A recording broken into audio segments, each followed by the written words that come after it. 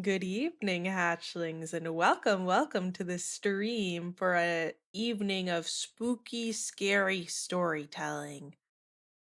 Thank you for starting the timer. I am in a dark room.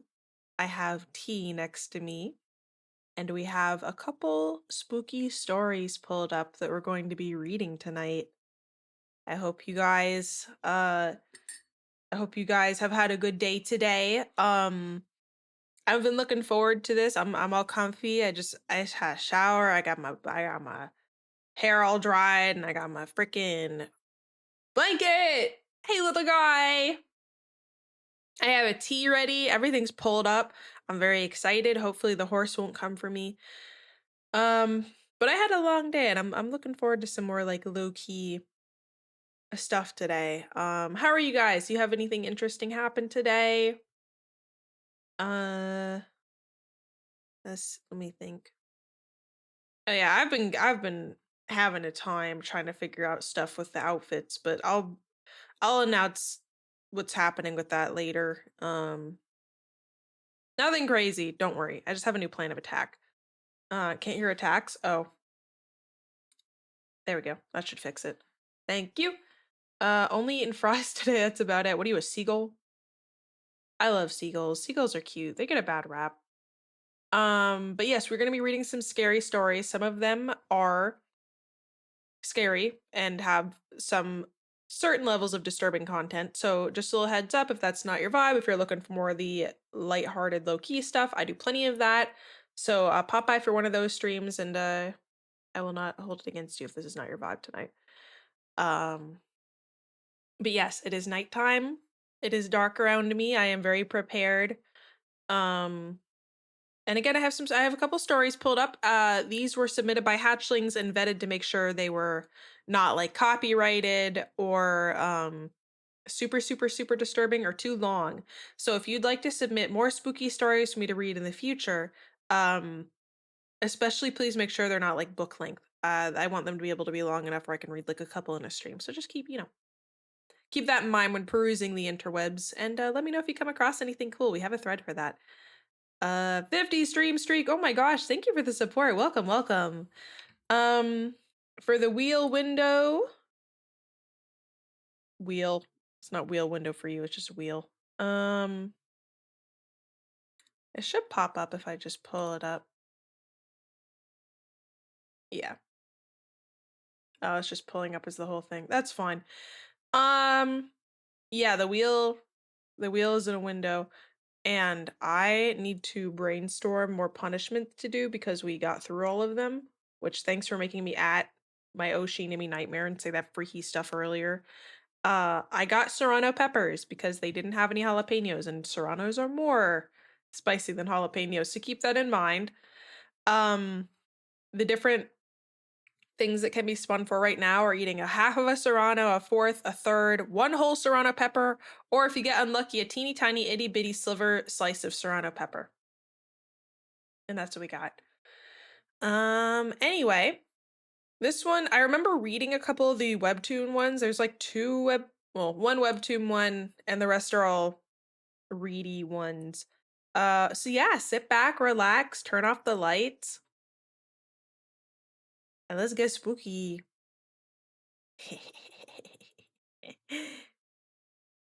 This first one is called the Bongcheon-dong Ghost, and it is based on true eyewitness accounts. It was around 11:20 that night. I was dragging myself home exhausted after tiring night study sessions at school, this is translated. But there was no one on the street, which I thought was strange. I usually see a lot of people, even at night, since my apartment complex is pretty big. Anyways, feeling scared, I kept looking down on the ground while walking home. Suddenly, a shadow stretching towards me caught my eyes. Although there wasn't anyone around me, I looked up to see who there was, and saw a woman walking in front of me. But she looked a little strange. I could say that she looked crippled. She was limping and struggling to walk in front of me. Since she was walking very slow, I soon caught up with her. Up close, I was able to see her even better. She was wearing dirty pink pajamas and looked as if all her joints in her body had been twisted. Worse, her hair was sticking a mess. Her hair was a mess and sticking out to everywhere. It was sticking a mess. Second floor basement. It seemed so weird that I stopped walking. I felt like I shouldn't get any closer to her, nor did I have the guts to pass her by. I thought maybe it was potentially deceased, potentially alive conspiracy theory, depending on what you believe on Michael Jackson.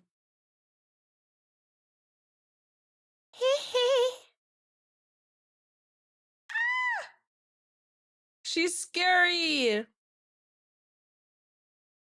You know, people say that if you are really surprised, you can't even scream. That was right. I froze there, not being able to move at all. Where is my baby? My thoughts were racing to her question. Oh my god, I don't even know what I was thinking when I did that. It gave me chills just thinking of that moment. I'm gonna have to like kind of make some stuff up as I go along. I answered, pointing as far as I could. Over there. I just wanted her to get away from me. Then she limped towards where I had pointed to, and I couldn't see her anymore.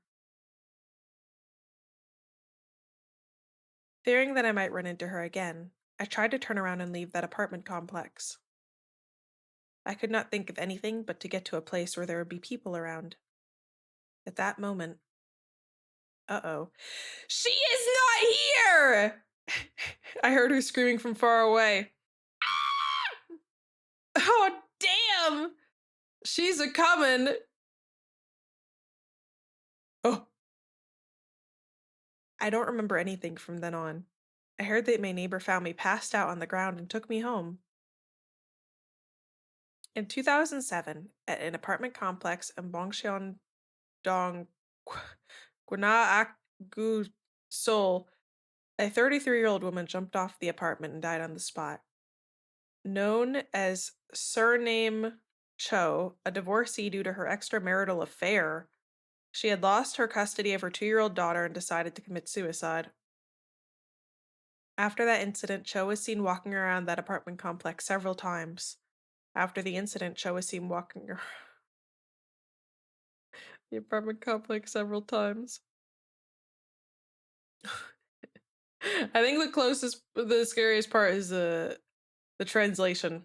Um, you know, I think I do remember reading this one. I, I think it would be a little less scary if I don't know, just the one arm, the other arm, the one arm, the other arm. Like it seems like screenshots from a video game. Force you to scroll, making it look like an animation. Yeah, that would be scarier if it played like an animation. I give that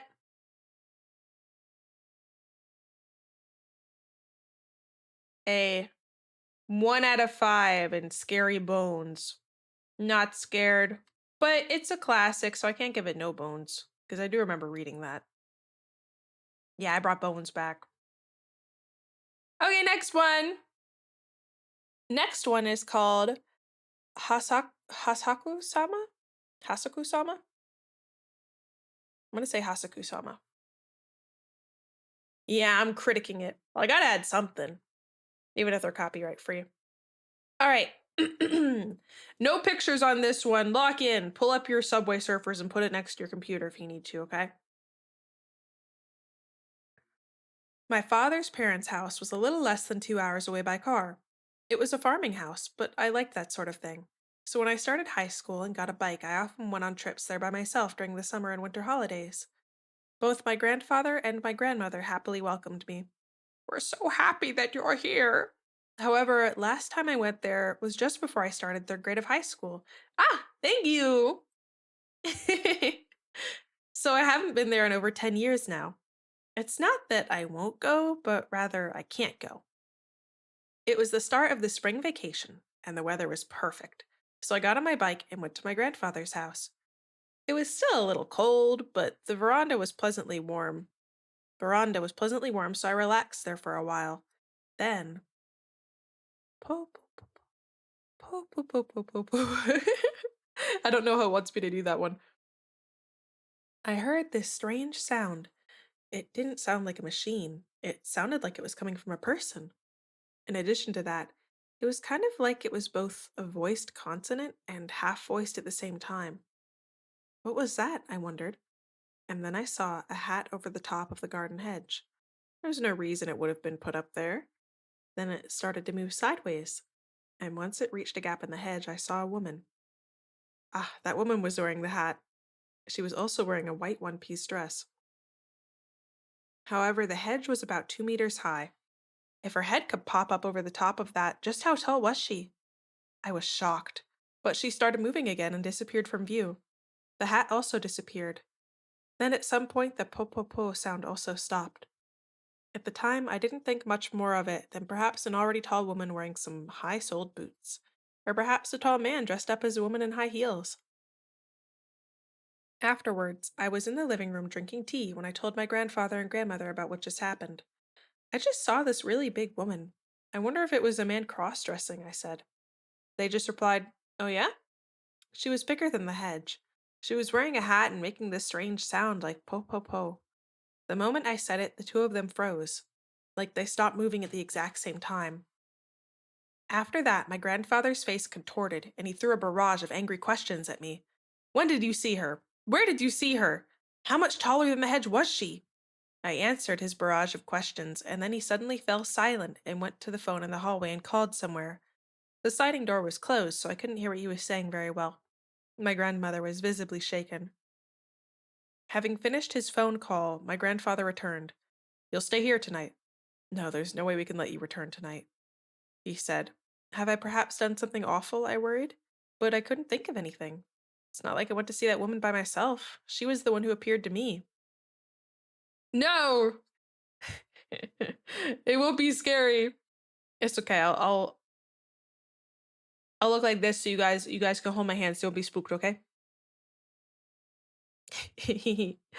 Then my grandfather said, Grandma, I'm leaving him to you now. I'm gonna pack up Kason, and took off in his truck. Timidly, I asked my grandmother about it, and she said in a trembling voice, It seems you've been possessed by Hasaku-sama. Your grandfather's gonna do something about it. There's no need to worry. After that, she told me bit by bit until my grandfather returned. In this area, there is something called Hasaku-sama. Hasaku-sama took on the appearance of a tall woman.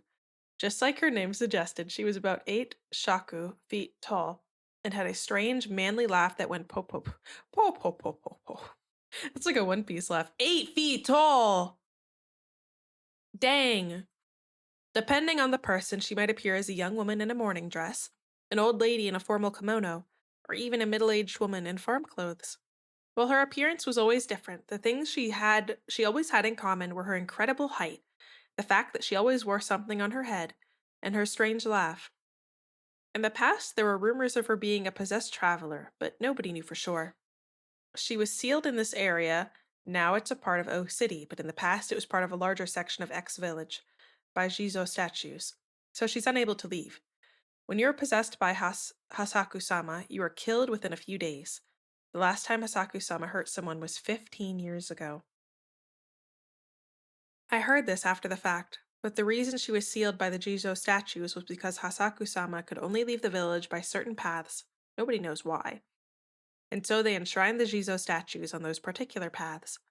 They were to prevent her leaving, but apparently they were placed in 4 locations on the boundaries of the east and west and the north and south. As to why they would even try to keep Hasaku-sama trapped there, apparently there was an arrangement with the nearby villages where they got, for example, priority to water rights and such. Hasaku-sama only appeared to bother people once every 10 years or so the people who lived there in the past found it to be an advantageous deal. Even hearing all that, there was no way it could be real, I thought. Does she give them the water rights? Of course not. Before long, my grandfather returned with an old woman in tow. I don't know if I really get that, but that's okay. That's what I'm saying. She could easily get, like, signed to a really good team. Big lady. Well, haven't you gotten yourself into a fine mess? Here, take this, the old lady said and handed me a talisman. Then she went upstairs with my grandfather to do something. My grandmother stayed behind with me. Even when I went to the toilet, she went with me and wouldn't let me close the door the whole way. For the first time since being there, I started to think, Maybe this really is dangerous. A short while later, they called me up to the second floor and put me in a room. The windows were entirely covered over with newspaper and talismans, and there were piles of salt in all four corners. There was a small wooden box, not something you'd really call an altar or anything, and on top of it was a small statue of Buddha. Then, I don't know where they came from, but there were two bedpans prepared as well. I was supposed to go in those? The sun's about to set. Listen, you can't leave this room until tomorrow morning. Neither myself nor your grandmother will call you or try to speak to you, okay? You must, under no circumstances, leave this room until 7 a.m. tomorrow. At 7 a.m., you can come out by yourself. I'll call and let your parents know, my grandfather said with a serious look on his face. I could do nothing but nod silently in agreement. I'm trying to get into her fine mess, you know what I'm saying? Make sure to you do exactly as was Make sure you do exactly as was just said. Keep that talisman close as well. If anything happens, go and pray before the Buddha, Keisan said. They said it was okay to watch TV, so I turned it on. But even as I watched it, my mind wandered and I couldn't focus. Being locked in the room didn't feel like eating the onigiri. Being locked in the room, I didn't feel like eating the onigiri or snacks my grandmother made for me. So I just got into the futon and lay there trembling. At some point, I fell asleep, but when I woke up, I don't remember what it was, but some late night TV program was on. And when I looked at my watch, it was past 1 a.m. At this time, I didn't have a cell phone. Ugh, what an awful time to wake up, I thought, when I heard something tapping at the window glass. It wasn't like a small rock hitting it, it was more like a finger rapping across the surface. I couldn't decide whether the wind could make a sound like that or if it really was a person tapping at the window, so I tried to believe with all my might that it really was just the wind. Then I heard my grandfather's voice. Hey, are you okay? Don't push yourself too hard if you're scared, okay? Without thinking, I walked towards the door, but then I remembered what my grandfather said to me. What's wrong? You can come out if you want. The voice sounded exactly like my grandfather, but it wasn't him. I don't know why, but I just knew. And as I realized that, I got goosebumps. I looked over at the pile of salt in the corner, and the top had turned black. I ran at full speed to the Buddha and sat in front of it. Grasping the talisman, I started to pray as hard as I could. Please help me. Then, "Poo, poo, poo, poo, poo, poo," I heard the voice, and at the window started rapping. Ton, ton, ton, ton. I knew she wasn't that tall, but I couldn't stop picturing her in my mind reaching up from below and tapping on the window. There was nothing I could do but keep praying in front of the Buddha. The night felt unbelievably long, but eventually morning came, and at some point the TV that had been left on started playing the morning news. The time in the corner of the screen said 7:13 a.m. I hadn't even noticed, but both the tapping on the glass and the voice had stopped. It seemed I'd either fallen asleep or lost consciousness. The pile of salt had turned even more black. Just in case, I looked at my own watch, and it said roughly the same time. So I nervously opened the door, and my grandmother and Keisan were standing there looking worried. My grandmother was crying. I'm so glad. I'm so glad. When I went downstairs, my father was also there. My grandfather appeared from outside and told me to hurry up and get in the car. I don't know where it came from, but when I went out into the garden, there was a minivan there. There were also several men standing at the garden. The van fit 9 people. I was put in the middle seat, Keisan in the passenger seat, and the rest of the men in the garden got in and surrounded me. There were 9 of us in total. I was surrounded in all directions. It's terrible, isn't it? You'll probably be curious, but I want you to close your eyes and keep your head down. We won't be able to see anything, but perhaps you will.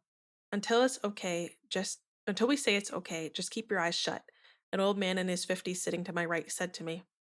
Then my grandfather got in his mini truck to take the lead, followed by the van I was in, and my father followed in his car as we set off. The line of cars drove rather slowly. They probably weren't even going over 20 kilometers per hour. Before long, Keisan muttered, "This is the hard part," and the men started chanting some sort of Buddhist prayer. Po, po, po, po, po. Po, po, po, po, po, po. I'm just imagining a One Piece pirate laughing like that. I heard that voice again. I gripped the talisman Keisan gave me and closed my eyes and put my head down like I was told, but for some reason I opened my eyes just a little and looked outside. I saw a white dress. It was moving alongside the car. She was following with such long strides. Her head was outside the window, so I couldn't see it, but she started bobbing her head down like she was trying to see inside the car. Unconsciously, I let out a hee sound. Don't look, the man next to me raised his voice. In a panic, I squeezed my eyes shut and gripped the talisman even tighter. Kotsu, kotsu, kotsu. A tapping sound on the window began. The people in the car around me also gasped in fear. Even though they couldn't see or hear her voice, they could also hear the sound on the window. Kei-san started praying even harder. Finally, when I thought the voice and sounds had stopped, Kei-san said, "We got away." The men around me, who had been quiet until that point, were relieved and said, "Thank goodness." Soon after, the van stopped on a wide part of the road, and I got into my father's car. As my father and grandfather bowed to the other men, Kei-san came over and said, "Show me the talisman." I was still unconsciously gripping it, but when I looked at it, it had turned entirely black. Kei-san said, "I think it's all okay now, but just in case you should keep this for a little while longer," and gave me a new talisman. Um, you hear that laughing emojis? Po, po, po, po, po. Hold on, I want to drink my tea real quick.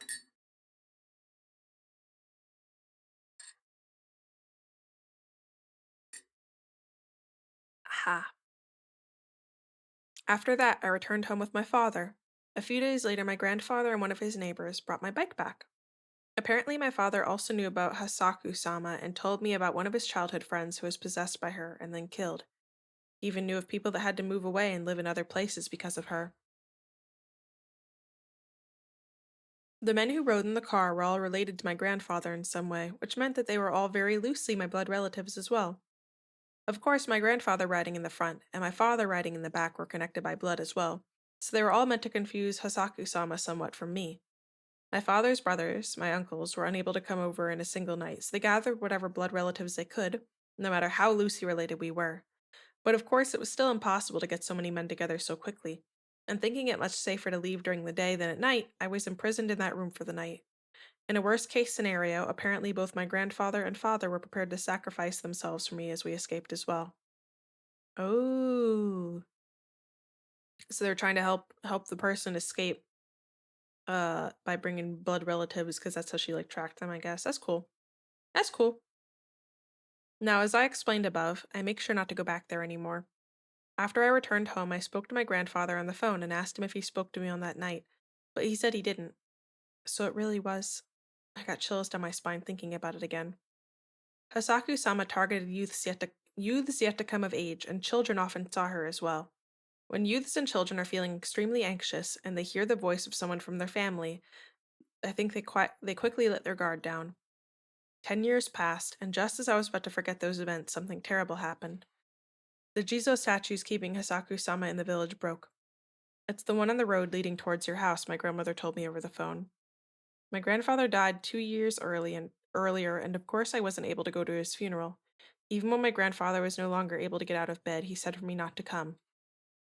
Even now, as I'm telling myself it's just a superstition, I find myself getting more and more worried when I think about hearing that po po po voice again.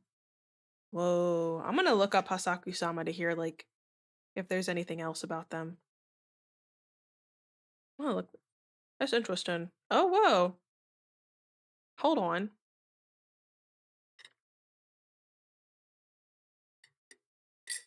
All right.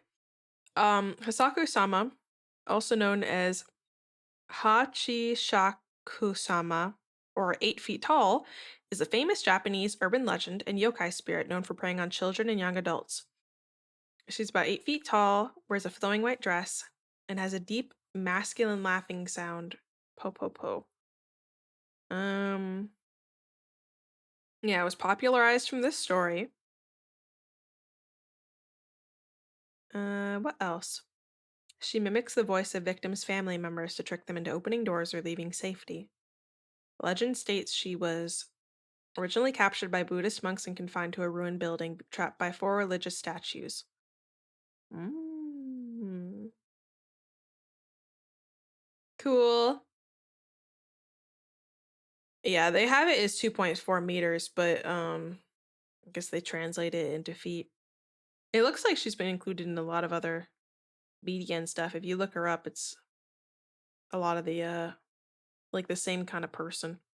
Some of these make her look mighty fine though, dare I say. Sorry, not gonna be down bad for the ghost. Okay. Not bad. That one was better. Let's get bones out.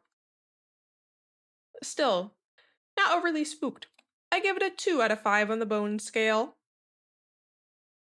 Hmm. I wonder what other yokai people are down bad for and they make look randomly hot. Yeah, we're safe. We live so far away. All right. This one's a shorter one. A lot of these are like that last one was Korean. The one that we just did was Japanese. A lot of these are the Japanese ones, Asian myths so far. Shaku? Oh, that's actually what it. Oh, it's like literally so close to being a foot. Cool. I don't know, Hatchlings. She might be right behind you. You should look just to make sure. This one is Okiku. Uh, Okiku. That's the hiragana? Katakana? I forget the difference. I haven't studied in a while. But I remember that one's key, and I always remember it's the key character because it has those little lines on it and it kind of looks like a key you'd put in a door. Yeah. What do you mean, damn you liar? What? What did I lie about? I'm gonna sip some tea while you yell at me.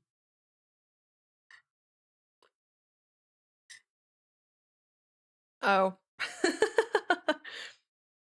Sorry. Maybe you're too old. She only goes for children and little ones. I hope none of she doesn't go for any of you guys. Because these are supposed to be 18 up streams.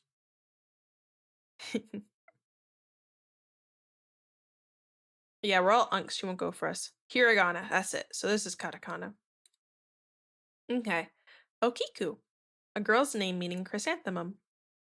Okiku was the name of a servant girl who lost a precious plate, died a terrible death, and returned as a vengeful ghost. That's a awful life. All she's known for is breaking a plate, dying awfully, and coming back and wreaking vengeance on people. Along with Oiwa and Otsuyu, Okiku's tale is one of the Nihon San Dai Kaiden, Japan. I thought I was going to say Japanese.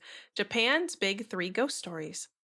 Her story has been retold countless times in folk tales, puppet theater, kabuki film, and manga. Though the general outline of her story remains the same, the names, locations, and surrounding details vary quite a bit from telling to telling. The most famous version of her story is called Bancho Sarayashiki, the dish manor at Bancho. It takes place in Himeji, present-day Hyogo Prefecture.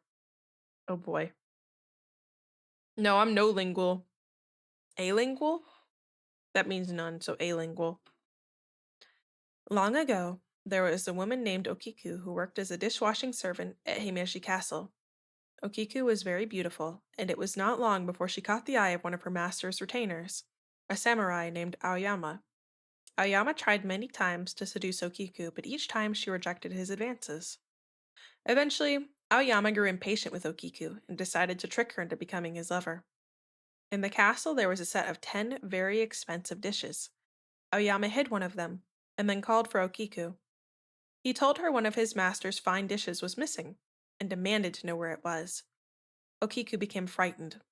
Losing one of her lord's prized dishes was a crime punishable by death. She counted the dishes. 1, 2, 3, 4, 5, 6, 7, 8, 9. She recounted them again and again. Each time she came up one short. Okiku was distraught. Aoyama told Okiku that he would overlook her mistake and tell his master that it wasn't Okiku who lost the dish, but only if she would become his mistress. Though Okiku wanted to live, she once again refused Aoyama. This time, the samurai became furious. He ordered his servants to beat Okiku with a wooden sword. Afterwards, he had her tied up and suspended over the castle wall. He tortured Okiku, repeatedly dunking her into the well, only to pull her back out of the water and beat her himself.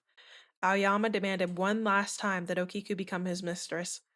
She refused, so Aoyama struck her violently with his sword and dropped her body down into the well. Not long after, Okiku's ghost was seen wandering the castle grounds. Night after night, she would rise from the well and enter her master's house searching for the missing dish. She would count the plates. 1, 2, 3, 4, 5, 6, 7, 8, 9. After counting the ninth plate, she would let out a blood-curdling scream that could be heard throughout the castle. She tormented Aoyama in this way, every night, robbing him of his rest.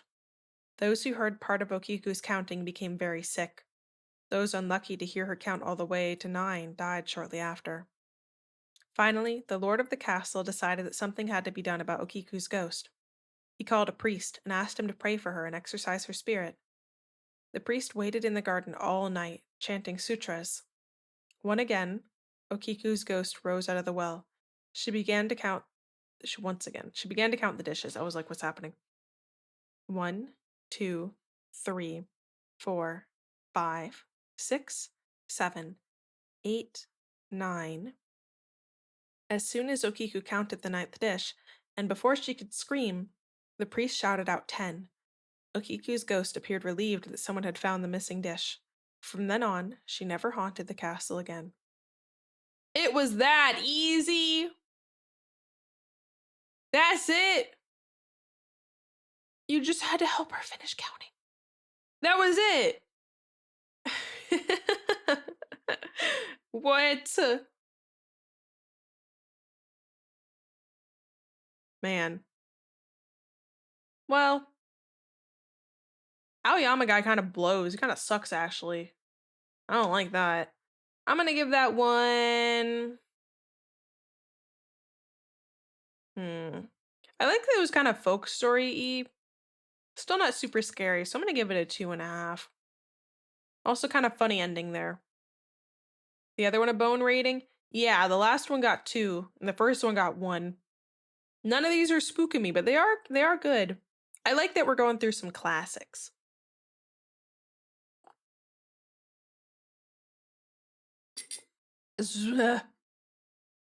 My tea was higher than I thought it was. Eliza audiobooks. I would totally do audiobooks. Release a chapter a week or something.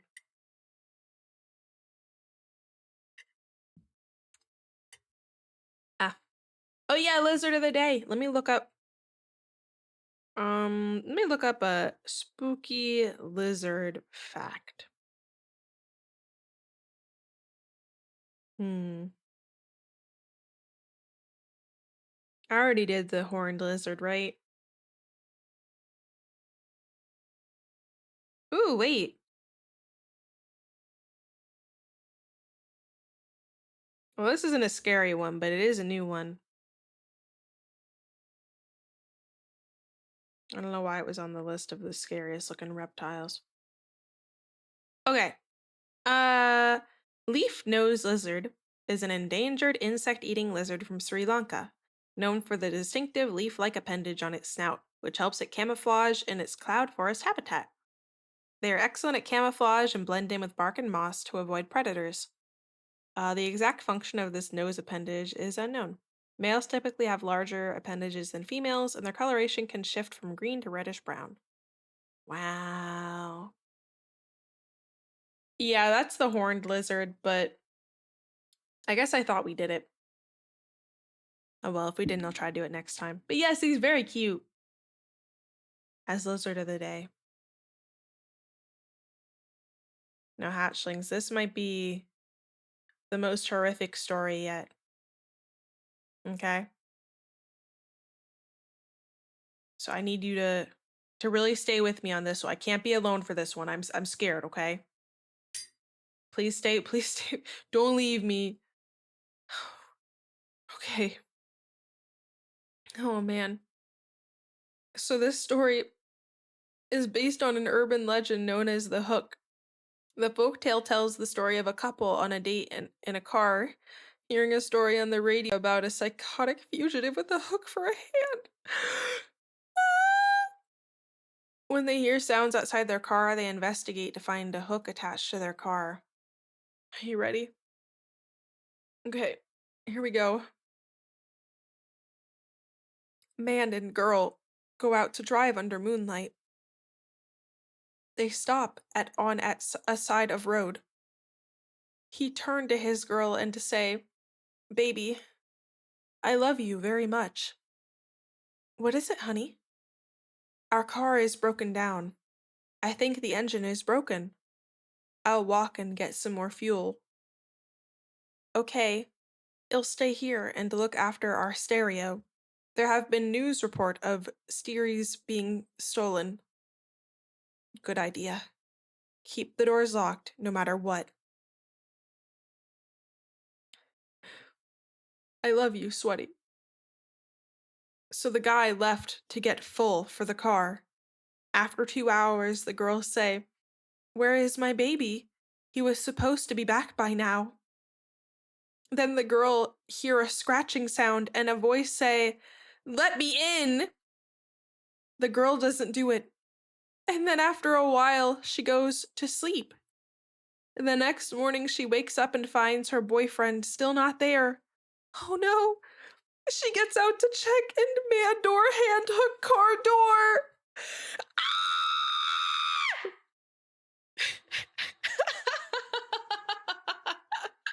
Oh man, I haven't read the OG of this one in forever. Oh, this was in 2012. Thank you guys for sending this one. Man door hand hook car door. That's one of my little phrases I like to say. Oh man. Okay. Um what's that? Hold on,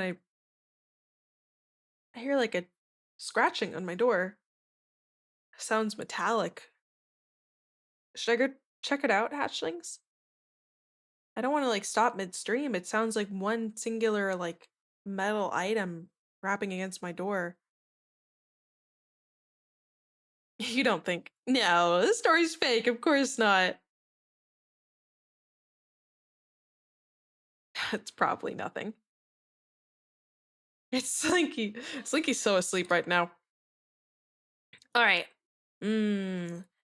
These are good. I like the mix of like we have like classics, we have like old folklore stuff, and then we have like these Roald Dahl. Where do I know that name?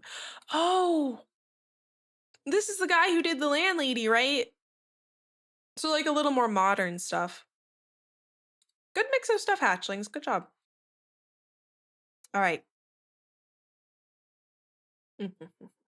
I've seen this performed in play form like several times.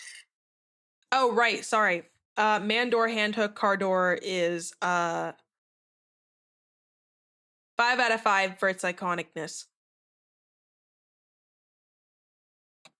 0.5 for scary.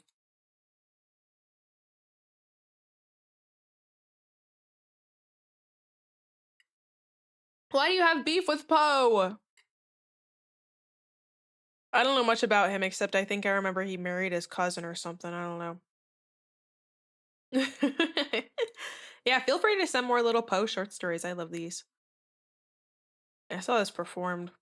He gives ravens a bad name. This is true. Ravens aren't spooky. Ravens are chill. The cousin marrying like it's a common activity. Yeah, no. But his stuff is pretty iconic, you can't lie. All right. Oh man, I don't know if I can actually like I won't be able to do this justice, but I'm gonna try and read it. Okay. True, nervous, very, very dreadfully nervous I had been and am. But why will you say that I am mad? The disease had sharpened my senses, not destroyed, not dulled them. Above all was the sense of hearing acute. I heard all things in the heaven, and in the earth. I heard many things in hell. How, then, am I mad? Hearken and observe how healthily, how calmly, I can tell you the whole story. It is impossible to say how first the idea entered my brain, but once conceived, it haunted me day and night. Object there was none. Passion there was none. I loved the old man. He had never wronged me. He had never given me insult. For his gold I had no desire. I think it was his eye. Yes, it was this. He had the eye of a vulture, a pale blue eye with a film over it. Whenever it fell upon me, my blood ran cold, and so by degrees, very gradually, I made up my mind to take the life of the old man, and thus rid myself of the eye forever. Vultures are so cute. If you ever see videos of vultures online, they're always just playing and having fun. And they are vital for decomposition and ecosystem services. They're the reason there's not like triple the amount of roadkill and dead animals around. Love them. Very important. Get a bad rap. Beautiful, fun birds. Love vultures. I love all birds. All birds are spectacular. All right. Sorry, got off topic. Anyway, now this is the point. You fancy me mad. Madmen know nothing. But you should have seen me. You should have seen how wisely I proceeded, with what caution, with what foresight, with what dissimulation I went to work. I was never kinder to the old man than during the whole week before I killed him.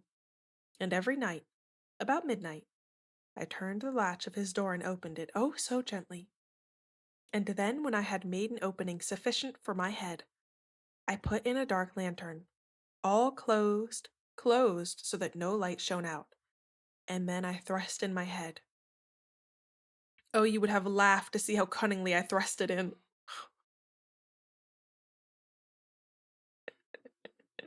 Are we reading The Telltale Heart or what me and your mom did last night? Wow, wow.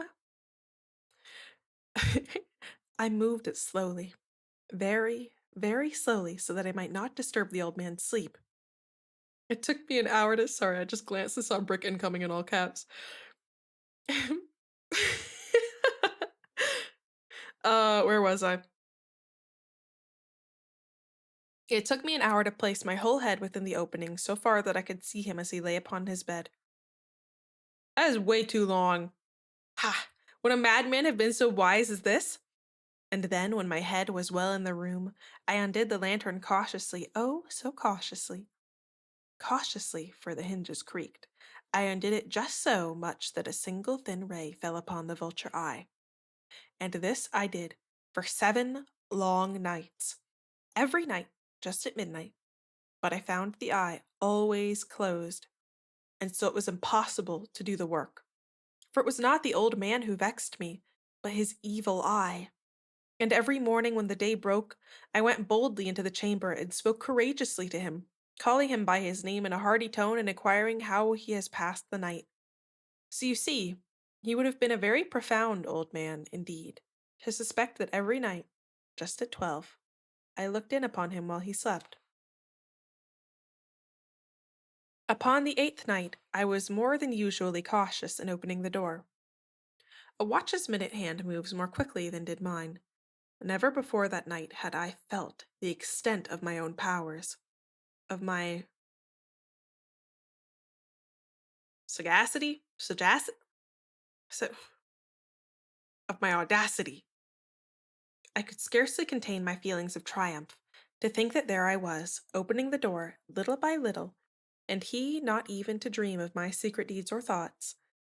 I fairly chuckled at the idea, and perhaps he had heard me, for he moved on the bed suddenly, as if startled. Now you may think that I drew back, but no. His room was as black as pitch, with a thick darkness, for the shutters were close fastened, through fear of robbers. And so I knew that he could not see the opening of the door, and I kept pushing on it steadily. Steadily. I want popcorn. This is a new word.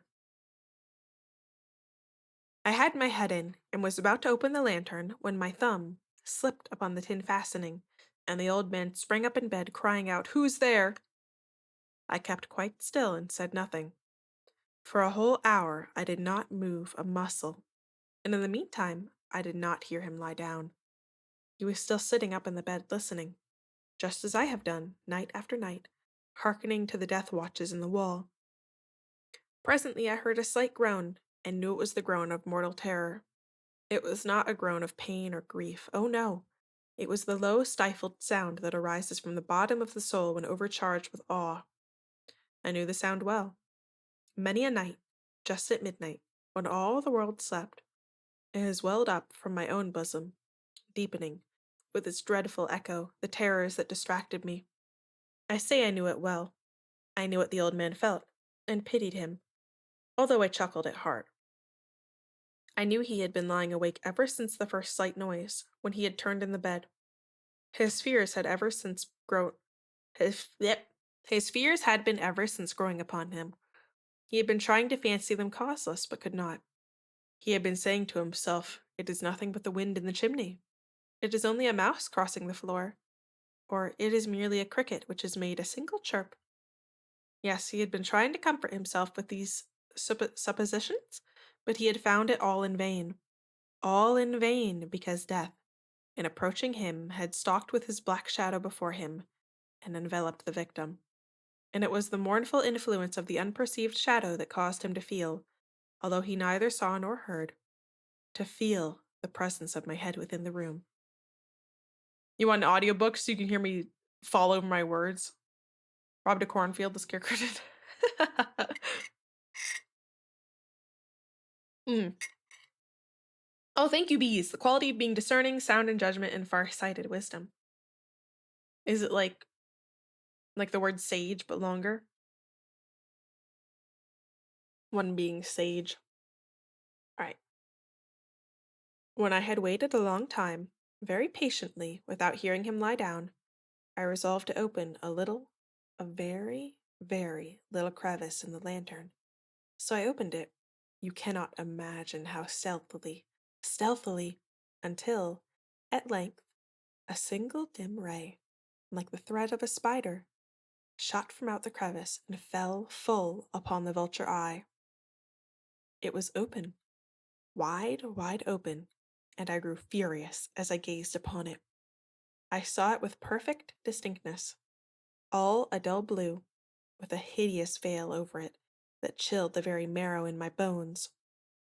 But I could see nothing else of the old man's face or person, for I had directed the ray, as if by instinct, precisely upon the damned spot. And have I not told you that what you mistake for madness is but over-acuteness of the senses? Now I say, there came to my ears a low, dull, quick sound, such as a watch makes when enveloped in cotton. I knew that sound well, too. It was the beating of the old man's heart. It increased my fury, as the beating of a drum stimulates the soldier into courage. But even yet I refrained and kept still. I scarcely breathed. I held the lantern motionless. I tried how steadily I could to maintain the ray upon the eye. Meantime, the hellish tattoo of the heart increased. Have not heard that used like that. It grew quicker and louder every instant. The old man's terror must have been extreme. It grew louder, I say louder, every moment. Do you mark me well? I have told you that I am nervous, so I am. And now at the dead hour of the night, amid the dreadful silence of that old house, so strange a noise as this excited me to uncontrollable terror. Yet for some minutes longer I refrained and stood still. But the beating grew louder. I thought the heart must burst. And now a new anxiety seized me. The sound would be heard by a neighbor. The old man's hour had come. With a loud yell, I threw open the lantern, and leaped into the room. He shrieked once, only once. In an instant, I dragged him to the floor and pulled the heavy bed over him. I then smiled gaily to find the deed so far done. But for many minutes, the heart beat on with a muffled sound. This, however, did not vex me. It would not be heard through the wall. At length it ceased. The old man was dead. I removed the bed and examined the corpse. Yes, he was stone dead. I placed my hand upon the heart and held it there many minutes. There was no pulsation. He was stone dead. His eye would trouble me no more. No! He was a nice old man.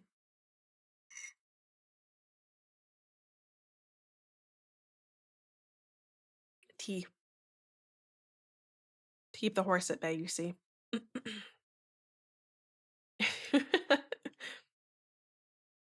If you still think me mad, you will think so no longer when I describe the wise precautions I took for the concealment of the body. The night waned, and I worked hastily, but in silence. First of all, I dismembered the corpse. I cut off the head, and the arms, and the legs. I think we do think you mad for that. I then took up the 3 planks from the flooring of the chamber, and deposited all between the scantlings. Hold on, I need some water. What the heck is a scantling, hatchlings?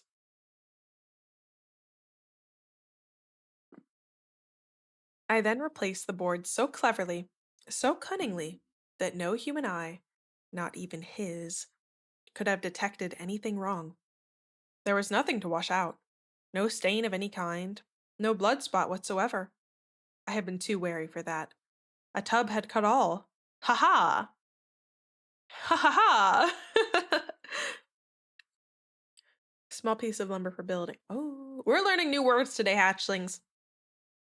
When I had made an end of these labors, it was 4 o'clock, still dark as midnight. As the bell sounded the hour, there came a knocking at the street door. I went down to open it with a light heart, for what had I now to fear? There entered 3 men, who introduced themselves, with perfect suavity, as officers of the police. A shriek had been heard by a neighbor during the night.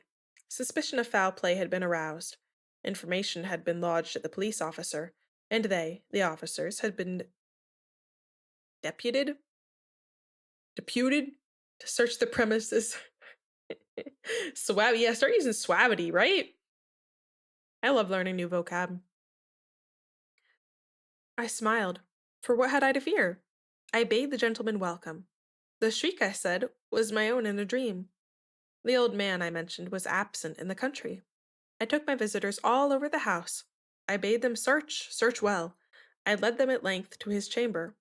I showed them his treasures, secure, undisturbed. In the enthusiasm of my confidence, I brought chairs into the room, and desired them here to rest from their fatigues, while I myself, in the wild audacity of my perfect triumph, placed my own seat upon the very spot beneath which reposed the corpse of the victim. A ballsy. The officers were satisfied. My manner had convinced them. I was singularly at ease. They sat, and while I answered cheerily, they chatted of familiar things. But ere long, I felt myself getting pale and wished them gone. My head ached, and I fancied a ringing in my ears. But still they sat and still chatted. The ringing became more distinct. It continued and became more distinct. I talked more freely to get rid of the feeling, but it continued and gained definiteness, until at length I found that the noise was not within my ears. Uh-oh. Princess! Welcome to the Scary Story Stream. Please make yourself comfortable, my dear.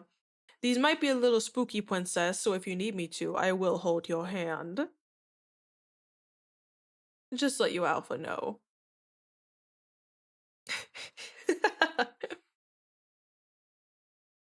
What's the last part?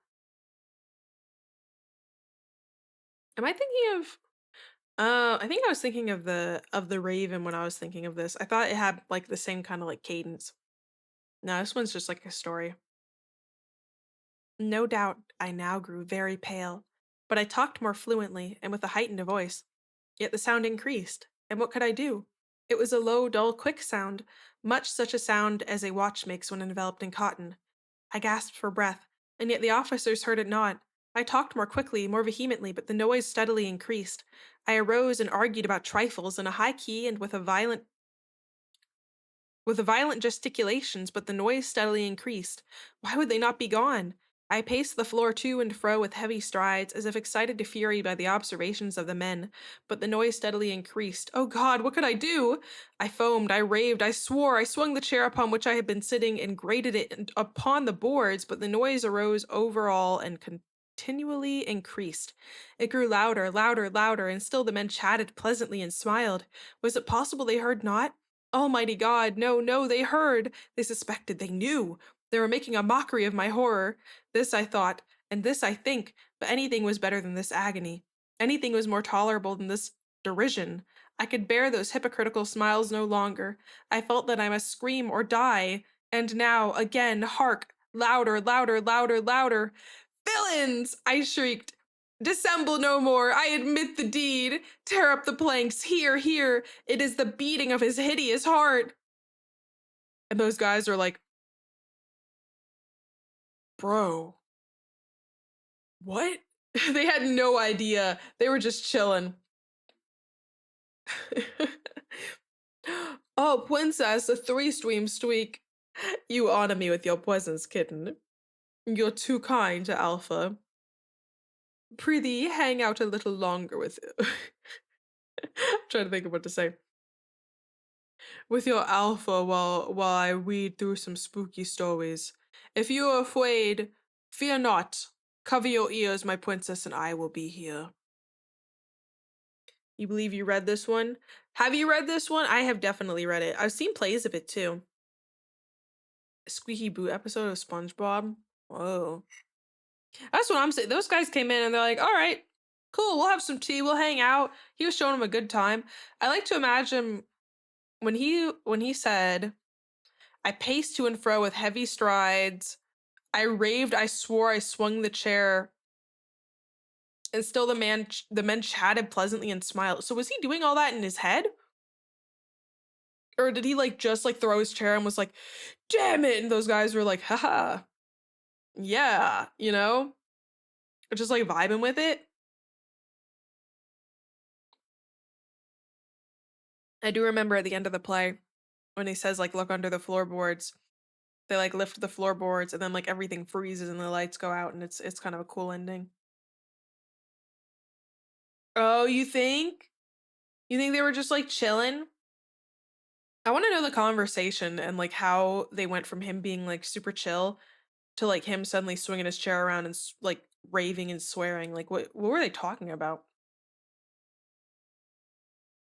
I don't know. Good on them though. See, if you just hang out, things will go your way, hatchlings. All right. These ones are longer, but the text is also much bigger. All right. Cool. Oh wait, that one. Telltale Heart. I rank, and I'm a little biased because I do like post stuff. I'm gonna give that. I'm gonna give that a 4 out of 5 bones. It's cool. I appreciate stuff that has nice lead up. Um, I like that I learned new words from it and interesting ending. Solid stuff. I don't even know what would get a 5 from me yet. Probably something that actually kind of gives me the heebie-jeebies. All right. This one is by Roald Dahl, called Man from the South. It was getting on towards 6 o'clock, so I thought I'd buy myself a beer and go out and sit in a deck chair by the swimming pool and have a little evening sun. What a wonderful way to spend your summer afternoon. I went to the bar and got the beer, and carried it outside and wandered down the garden toward the pool. It was a fine garden with lawns and beds of azaleas and tall coconut palms, and the wind was blowing strongly through the tops of the palm trees, making the leaves hiss and crackle as though they were on fire. I could see the clusters of big brown nuts handing down underneath the leaves. What kind of nuts? There were plenty of deck chairs around the swimming pool, and there were white tables and huge, brightly colored umbrellas and sunburned men and women sitting around in bathing suits. In the pool itself, there were 3 or 4 girls and about a dozen boys, all splashing about and making a lot of noise and throwing a large rubber ball at one another. I stood watching them. The girls were English girls from the hotel. The boys I didn't know about, but they sounded American, and I thought they were probably naval cadets who'd come ashore from the U.S. naval training vessel, which had arrived in the harbor that morning. This is a nice scene. I went over and sat down under a yellow umbrella where there were 4 empty seats, and I poured my beer and settled back comfortably with a cigarette. It was very pleasant sitting there in the sunshine with a beer and a cigarette.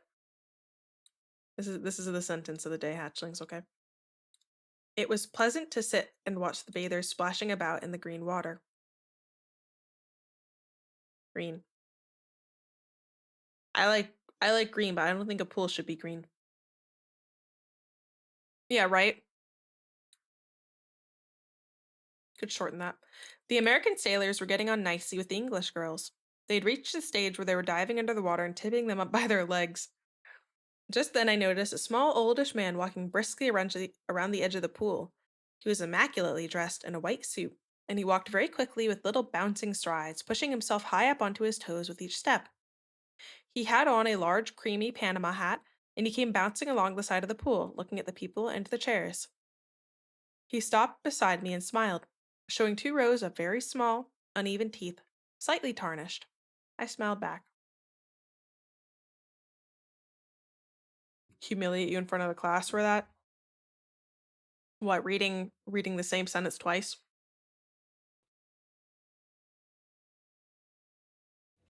Did I misread something?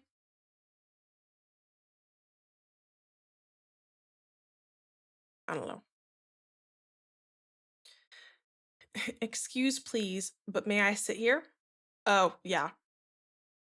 Certainly, I said. Go ahead. Yeah, I'm like, what did I say? Did I say something wrong? Because I look over YouTube chat and it says, what? He bobbed around to the back of the chair and inspected it for safety. Then he sat down and crossed his legs. His white buckskin shoes had little holes punched all over them for ventilation.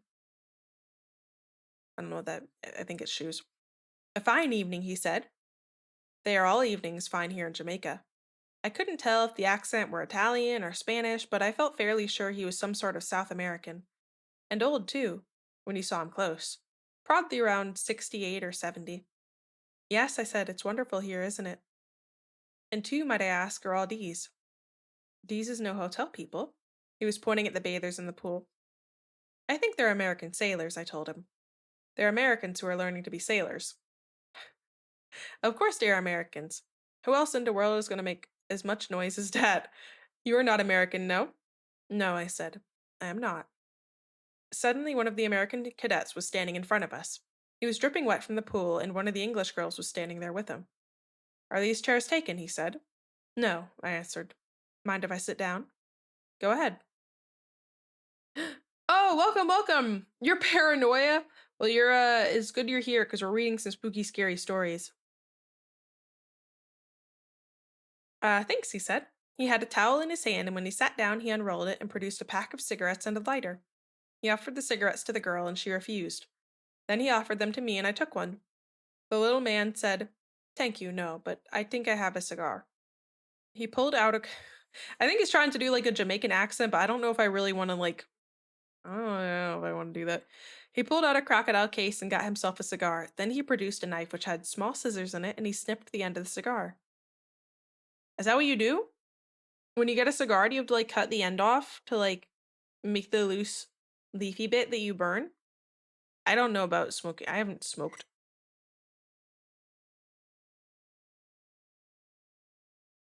I kind of thought they just came with the end open like that. Huh. What's the difference between a cigar and cigarette? Is it just the lack of filter? Authentic Cuban. What's the difference between like a regular cigar and like authentic Cuban cigars? Like, is it higher tobacco content? You look cool. Okay, okay. Cigar cutters. Oh, are those the like things that cut like in kind of like a circle shape? It's like the shape of an eyeball kind of, and it goes and it slices inwards. I think I'd seen those. One is thick. Well, I know one is big, but I guess like what's the difference on the inside? Mm. Yeah, I don't know anything about like nicotine products. I never smoked them. I don't aim to. Moral of this story is don't smoke. Um, Here, let me give you a light. The American boy held up his lighter. That will not work in this wind. Should I say it like he says it? That will not work in this wind. It feels wrong. 500 cigarettes. Yeah. Not good for gecko, not good for girl. Sure, it'll work. It always works.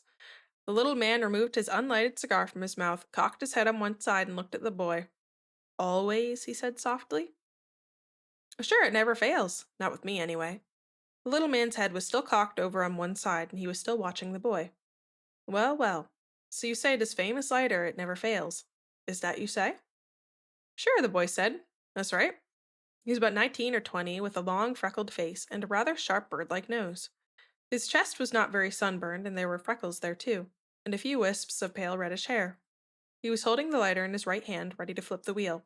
It never fails, he said, smiling now because he was purposely exaggerating his little boast. I promise you, it never fails. One moment, please. The hand that held the cigar came up high, palm outward, as though it were stopping traffic. Now, just one moment. He had a curiously soft, toneless voice, and he kept looking at the boy all the time. Shall we not perhaps make a little bet on that? He smiled at the boy. Shall we not make a little bet on whether your lighter lights? Sure, I'll bet, the boy said. Why not? You like to bet? Sure, I'll always bet. The man paused and examined his cigar, and I must say I didn't much like the way he was behaving. It seemed he was already trying to make something out of this, and to embarrass the boy, and at the same time I had this feeling he was relishing a private little secret all his own. He looked up again at the boy and said slowly, I like to bet too. Why don't we have a good bet on this thing? A good big bet.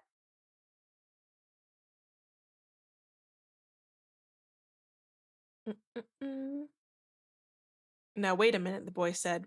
I can't do that, but I'll bet you $1, or whatever it is over here, some shillings, I guess. The little man waved his hand again. Listen to me. Now we have some fun. We make a bet. Then we go up to my room here in the hotel, where is no wind, and I bet you cannot light this famous lighter of yours 10 times running without missing once. I'll bet I can, said the boy. The boy said, apologies. All right, good. We make a bet, yes? Sure, I'll bet you $1. No, no, I make you a very good bet. I am rich man, and I am sporting man also. Listen to me. Outside the hotel is my car. It is a very fine car. American car from your country. Cadillac, hey now, wait a minute. The boy leaned back in his deck chair and he laughed. I can't put up that sort of property. This is crazy. Not crazy at all. You strike lighter successfully 10 times running, and Cadillac is yours. You like to have this Cadillac, yes? Sure, I'd like to have a Cadillac. The boy was still grinning. All right, fine. We make a bet, and I put up my Cadillac. And what do I put up? The little man carefully removed the red band from his still unlighted cigar. I never ask you, my friend, to bet something you cannot afford. You understand. Then what do I bet? I make it very easy for you, yes? Okay, you make it easy. Some small thing you can afford to give away. And if you did happen to lose it, you would not feel too bad, right? Such as what? Such as perhaps the little finger on your left hand. My what? The boy stopped grinning. Yes, why not? You win, you take the car, you lose, I take the finger. I don't get it. How do you mean you take the finger? I chop it off. Jumpin' jeepers, that's a crazy bet. I think I'll just make it $1. The man leaned back, spread out his palms upward, and gave a tiny, contemptuous shrug of the shoulders. Well, well, well, he said. I do not understand. You say it lights, but you will not bet. Then we forget it, yes? The boy sat quite squill, staring at the bathers in the pool. Then he remembered suddenly he hadn't lighted his cigarette. He put it between his lips, cupped his hands around the lighter, and flipped the wheel. The wick lighted and burned with a small, steady yellow flame, and the way he held his hands, the wind didn't get to it at all. Could I have a light too? I said. Gee, I'm sorry, I forgot you didn't have one. I held up my hand for the lighter, but he stood up and came over to do it for me. Thank you, I said, and he returned to his seat. You having a good time? I asked. Fine, he answered. It's pretty nice here. There was a silence then, and I could see that the little man had succeeded in disturbing the boy with his absurd proposal. He was sitting there very still, and it was obvious that a small tension was beginning to build up inside him. Then he started shifting about in his seat, and rubbing his chest and stroking the back of his neck, and finally he placed both hands on his knees and began tapping his fingers against his kneecaps. Soon he was tapping with one of his feet as well. Now let me just check up on this bet of yours, he said at last. You say we go up to your room, and if I make the lighter light 10 times running, I win a Cadillac. If it misses just one, then I forfeit the little finger of my left hand. Is that right? Certainly, that is the bet, but I think you are afraid. What do we do if I lose? Do I have to hold my finger out while you chop it off? Oh no, that would be no good, and you might be tempted to refuse to hold it out. What I should do, I should tie one of your hands to the table before we start, and I should stand there with the knife ready to chop the moment your lighter missed. What year's the Cadillac? The boy asked. Excuse, I not understand. What year? How old is the Cadillac? Ah, how old? Yes, it is last year. Quite now car, but I see you are not betting man. Americans never are. The boy paused for a moment and he glanced first at the English girl, then at me. Yes, he said sharply, I'll bet you. Good, the little man clapped his hands together quietly once. Fine, he said. We do it now.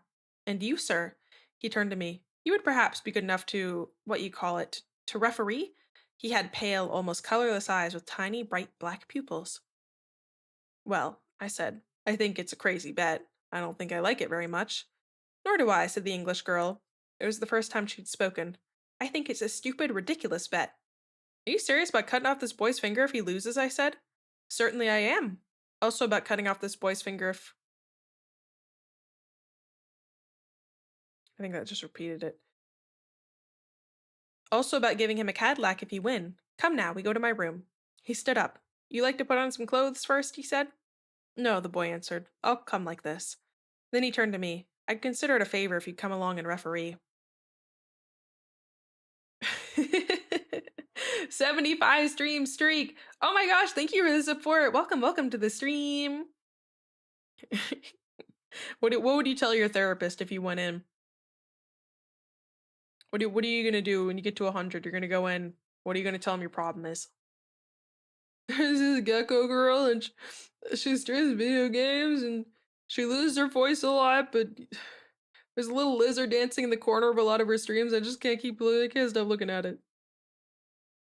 All right, I said. I'll come along, but I don't like the bet. You come too, he said to the girl. You come and watch. The little man led the way back through the garden to the hotel. He was animated now and excited, and that seemed to make him bounce up higher than ever on his toes as he walked along. I live in Annex, he said. You like to see car first? It's just here. He took us to where we could see the front driveway of the hotel, and he stopped and pointed to the sleek, pale green Cadillac parked close by. Yeah, the boy should have asked to see it. He was just gonna go. There she is. The green one, you like? Yes, green car! Say, that's a nice car, the boy said. All right, now we go up and see if you can win her. Yeah, every hotel does have a referee chair. That's the chair on the corner. Most people just put their stuff on it. But little did you know, it's actually for a referee to sit there and ensure good behavior. um, but yeah, I agree. He should have asked to see several things before he took the bet, but you know. We followed him into the annex and up one flight of stairs. He unlocked his door and we all trooped into what was a large, pleasant double bedroom. There was a woman's dressing gown lying across the bottom of one of the beds. Does he have a wife? First, he said, we have a little martini. The drinks were on a small table in the far corner, all ready to be mixed, and there was a shaker and ice and plenty of glasses. He began to make the martini, but meanwhile he'd rung the bell and now there was a knock on the door and a maid came in. Ah, he said, putting down the bottle of gin, taking a wallet from his pocket and pulling out a pound note. You will do something for me now, please. He gave the maid the pound. You keep that, he said. And now we're going to play a little game in here, and I want you to go off and find for me three things. I want some nails, I want a hammer, and I want a chopping knife. A butcher's chipping a butcher's chopping knife which you can borrow from the kitchen. You get, yes? Yeah, a booger's knife. All right. A chopping knife? The maid opened her eyes wide and clasped her hands in front of her. You mean a real chopping knife? Yes, of course. Come on now, please. You can find those things surely for me.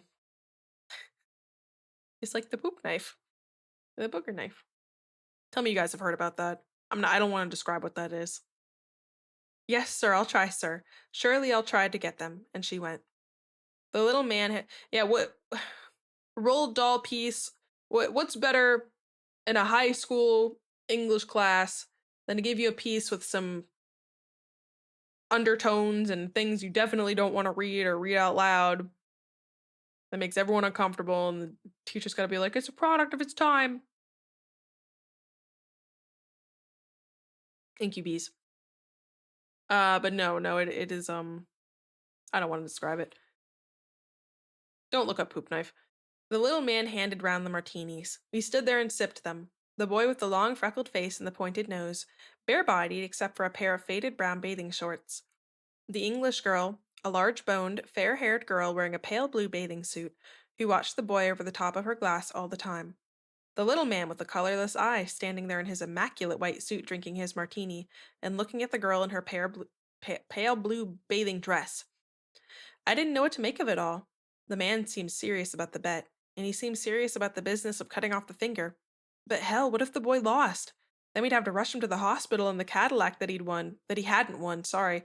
That would be a fine thing. Now wouldn't that be a really fine thing? It would be a damn silly, unnecessary thing so far as I could see. Yeah. I mean, as long as you don't look at pictures, when I read it first time, I think I was like crying laughing. It just the concept of it is so silly. Don't you think it's a rather silly bet? I said. I think it's a fine bet, the boy answered. He had already downed one large martini. That explains it. I think it's a stupid, ridiculous bet, the girl said. What'll happen if you lose? It won't matter. Come to think of it, I can't remember ever in my life having had any use for the little finger on my left hand. Here he is. The boy took hold of the finger. Here he is, and he hasn't ever done a thing for me yet. So why shouldn't I bet him? I think it's a fine bet. It helps balance and fine motor things, you know? Martinis do help with decision making, that's a fact.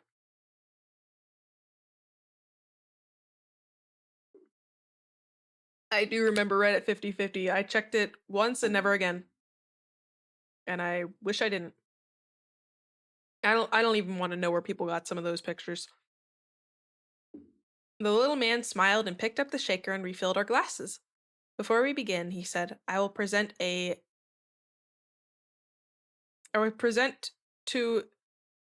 the referee the key of the car. What the fuck? He produced a car key from his pocket and gave it to me. The papers, he said.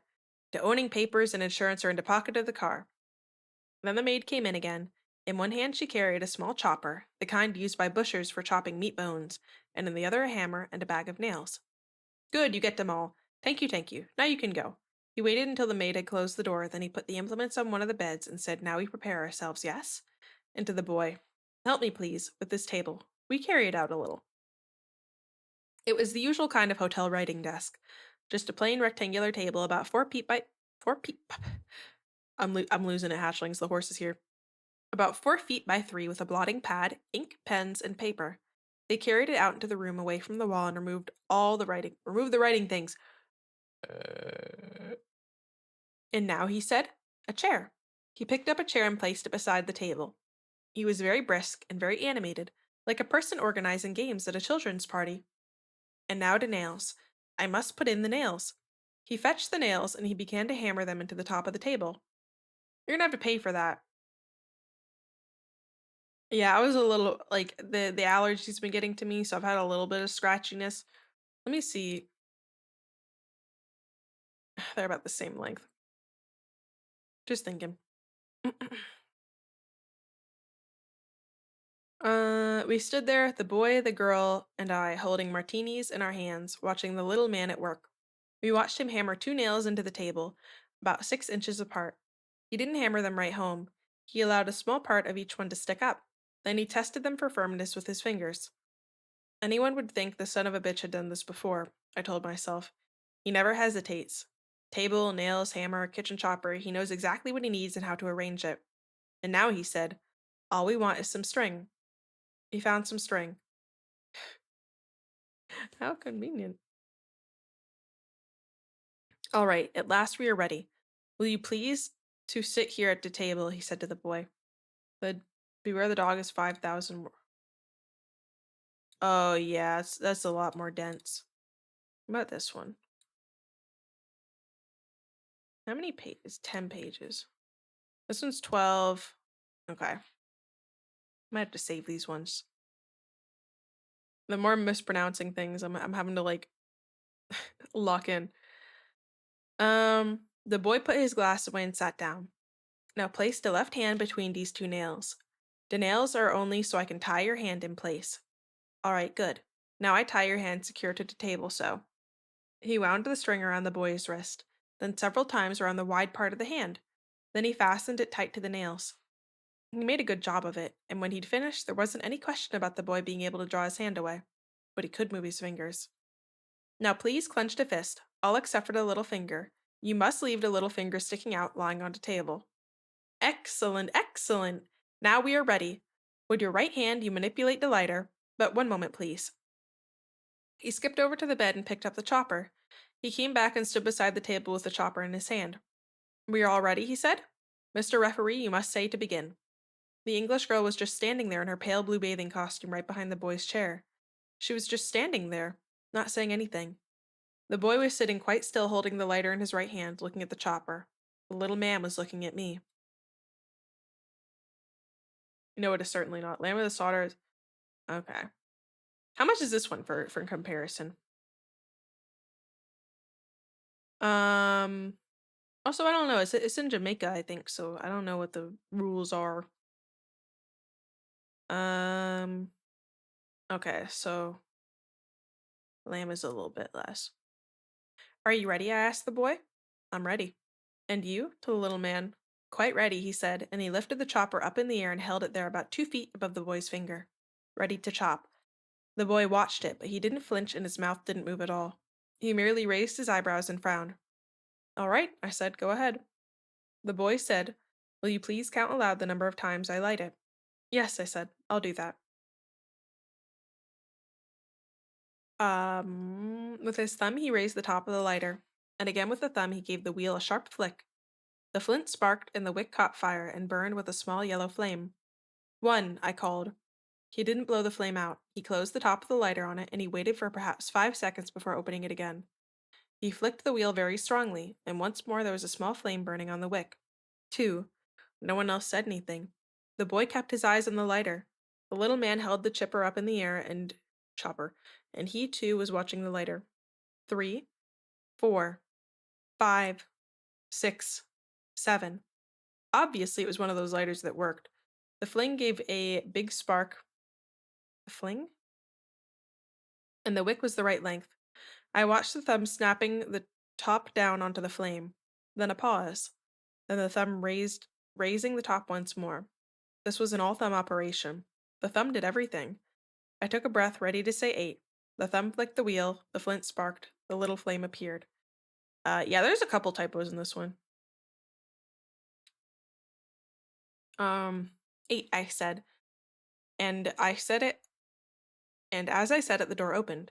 We all turned, and we saw a woman standing in the doorway, a small black-haired woman, rather old, who stood there for about 2 seconds and then rushed forward shouting, Carlos, Carlos! She grabbed his wrist, took the chopper from him, threw it on the bed, took hold of the little man by the lapels of his white lapels of his white suit and began shaking him very vigorously, talking to him fast and loud and fiercely all the time in some Spanish-sounding language.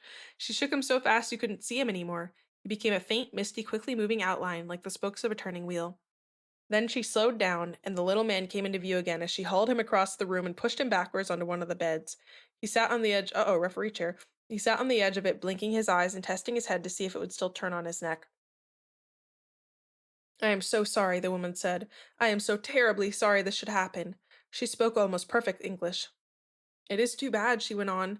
I suppose it really is my fault. For 10 minutes I leave him alone to go and have my hair washed, and I come back and he's at it again.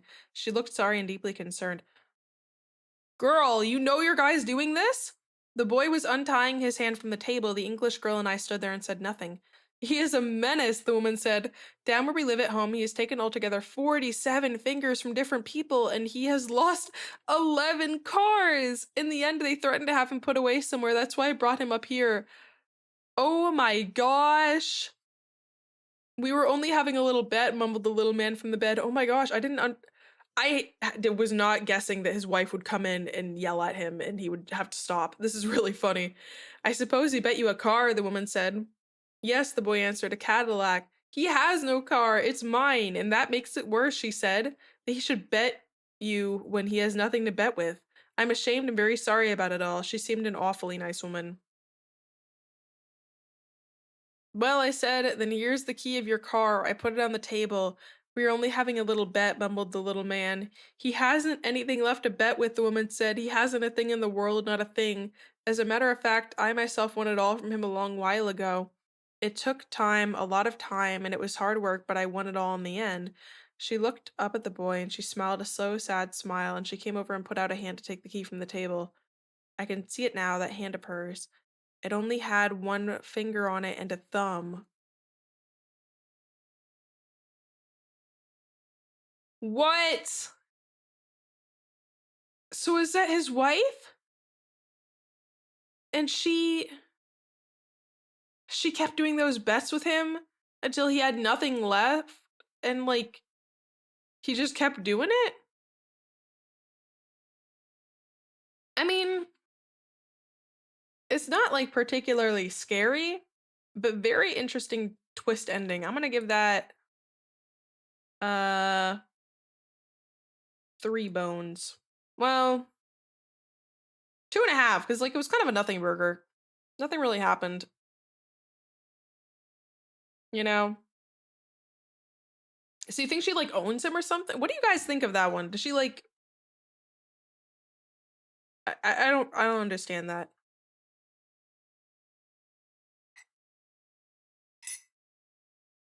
That's very interesting.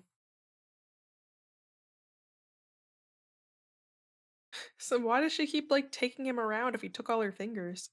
Why do you want that guy with you?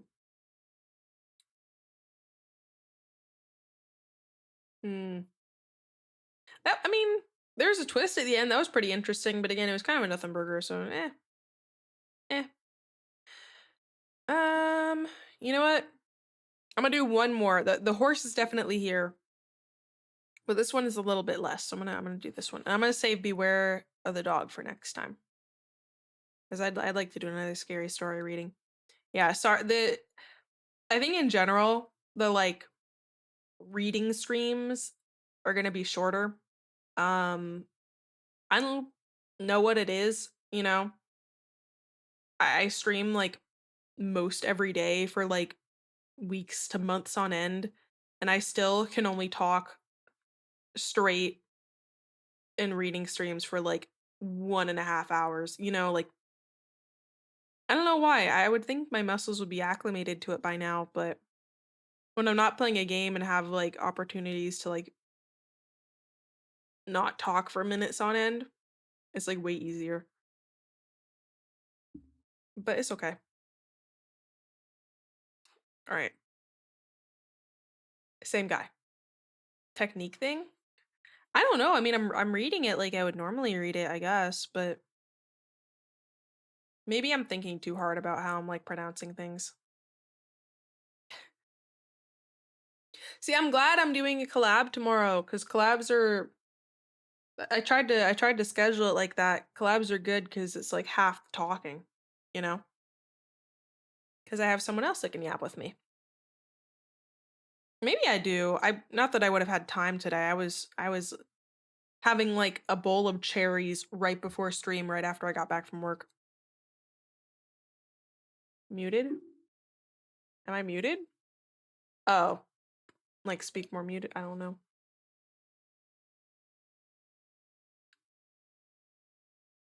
Yeah, I had tea. I don't know. I'll look up some techniques or something, but in the meantime, we'll read one more tale. Oh, I was like, my thing's moving. I should be able to be heard. Okay. The room was warm and clean, the curtains drawn, the two table lamps alight, hers and the one by the empty chair opposite, the referee chair. On the sideboard behind her, two tall glasses, soda water, whiskey, fresh ice cubes in the thermos bucket. Mary Maloney was waiting for her husband to come home from work. Now and again she would glance up at the clock, but without anxiety, merely to please herself with the thought that each minute gone by made it nearer the time when he would come. There was a slow, smiling air about her, and about everything she did. The drop of a head as she bent over her sewing was curiously tranquil. Her skin, for this was her 6th month with child, had acquired a wonderful translucent quality. The mouth was soft, and the eyes, with their new placid look, seemed larger, darker than before. When the clock said 10 minutes to 5, she began to listen, and a few moments later, punctually, as always, she heard the tires on the gravel outside and the car door slamming, the footsteps passing the window, and the key turning in the lock. She laid aside her sewing, stood up, and went forward to kiss him as he came in. Ooh, that should be me kissing my beautiful wife when I come home from my work at the kneecap crushing factory. Sorry, it upset me so much I had to tweak a little bit. Um, what a beautiful scene. Hello, darling, she said. Hello, darling, he answered. She took his coat and hung it in the closet. Then she walked over and made the drinks. A strongish one for him, a weak one for herself, a nun one, no drink for you, and soon she was back again in her chair with the sewing, and he in the other opposite, holding the tall glass with both hands, rocking it so the ice cubes tinkled against the side. For her, this was always a blissful time of day. She knew he didn't want to speak much until the first drink was finished, and she, on her side, was content to sit quietly enjoying his company after the long hours alone in the house. She loved to luxuriate in the presence of this man, and to feel, almost as a sunbather feels the sun, that warm male glow that came out of him to her when they were alone together. She loved him for the way he sat loosely in a chair, for the way he came in a door or moved slowly across the room with long strides. She loved intent. She loved the intent, far look in his eyes when they rested in her, the funny shape of the mouth, and especially in the way he remained silent about his tiredness, sitting still with himself until the whiskey had taken some of it away. Tired, darling? The hooch is good for the baby. The hooch makes the baby cool. Um, no, I mean, the only reason I have a glow is because I'm holding a flashlight up in my face. Yes, he said, I'm tired. And as he spoke, he did an unusual thing. He lifted his glass and drained it in one swallow, although there was still half of it, at least half of it left. She wasn't really watching him, but she knew what he had done because she heard the ice cubes falling back against the bottom of the empty glass when he lowered his arm. He paused for a moment, leaning forward in the chair, and then he got up and went slowly over to fetch himself another. I'll get it, she cried, jumping up. Sit down, he said. When he came back, she noticed that the new drink was dark amber with a quantity of whiskey in it. Darling, shall I get your slippers? No. Interesting undertones here. She watched him as he began to sip the dark yellow drink. P.S. And she could see little oily swirls in the liquid because it was so strong. I think it's a shame, she said, that when a policeman gets to be as senior as you, they keep him walking about on his feet all day long. He didn't answer, so she bent her head again and went on with her sewing. But each time he lifted the drink to his lips, she heard the ice cubes clinking against the side of the glass. Oh my gosh. Is she, like, downing these? Darling, she said, would you like me to get you some cheese? I haven't made any supper because it's Thursday. Couple things. Once, if you have a beautiful babe carrying your child and she's making you drinkies and offering to get you cheese, you're kind of living the rat dream, man. But also, like, you get drinks. She's pregnant. Also, sorry, hatchlings. No dinner on Thursdays. You get to starve. And you'll like it. That's not helping with the horse. No. No dinner on Thursdays. You get whiskey and cheese. That's a real southern man's dinner. You got soft hands, brother. No, he said. If you're too tired to eat out, she went on, it's still not too late. There's plenty of meat and stuff in the freezer, and you can have it right here and not even move out of the chair. Her eyes waited on him for an answer. A smile, a little nod, but he made no sign. Anyway, she went on, I'll get you some cheese and crackers first. I don't want it, he said. She moved uneasily in her chair, the large eyes still watching his face. But you must eat. I'll fix it anyway, and then you can have it or not, as you like. Cheese can be dinner, girl dinner. Even if you're a boy, or if you're none of them, still girl dinner. It's about the energy of it. My girl dinner was cherries and tea. I did have like a really late lunch though. Girl dinner! That's what I'm saying. With a beer too, or a little whiskey. Lovely. Even without it, lovely. Popcorn is girl dinner. Popcorn is filling and, like, if I remember correctly, it's actually pretty good fiber. Love popcorn. She stood up and placed her sewing on the table by the lamp. Sit down, he said. Just for a minute, sit down. It wasn't till then that she began to get frightened. Go on, he said. Sit down. She lowered herself slowly into the chair, watching him all the time with those large, bewildered eyes. He had finished the second drink and was staring down into the glass, frowning. Listen, he said. I've got something to tell you. What is it, darling? What's the matter? Princess! This is... Princess, this could be us if you even care, Princess. Also, I agree. I love, like, cured meats. Salami would kill it. I would kill for salami. I haven't had salami in so long. That's always my favorite part of the charcuterie boards. If you're at a place, with a charcuterie board and there's no like cured like hard meats like salami, I'm there somewhere. All right. Um he had now become absolutely motionless, and he kept his head down so that the light from the lamp beside him fell across the upper part of his face, leaving the chin and mouth in shadow. She noticed there was a little muscle moving near the corner of his left eye. This is going to be a bit of a shock to you, I'm afraid, but I've thought about it a good deal, and I've decided the only thing to do is tell you right away. I hope you won't blame me too much. And he told her. It didn't take long, 4 or 5 minutes at most, and stayed very still through it all, watching him with a kind of dazed horror as he went further and further away from her with each word. Oh man, is he cheating on her? So there it is, he added. And I know it's kind of a bad time to be telling you. Yeah, 6 months pregnant, but there simply wasn't any other way. Of course I'll give you money and see you're looked after, but there needn't really be any fuss. I hope not anyway, it wouldn't be very good for my job.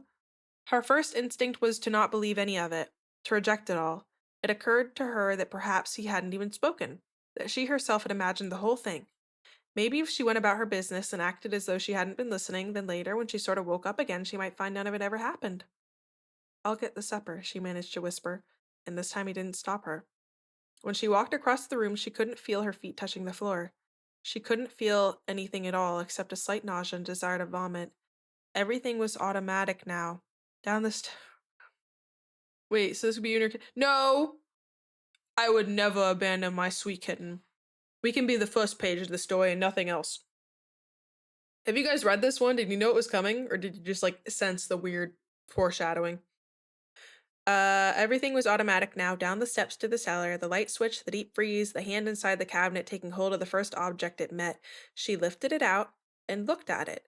It was wrapped in paper, so she took off the paper and looked at it again. It was Jerry Seinfeld's corpse. That's a reference to a dream I had that I bring up in a lot of my streams for those who don't know. Yeah, I've never read this one. I don't know this one. A leg of lamb. All right then, they would have lamb for supper. She carried it upstairs, holding the thin bone end of it with both her hands, and as she went through the living room, she saw him standing over by the window with his back to her, but she stopped. For God's sake, he said, hearing her but not turning around, don't make supper for me, I'm going out.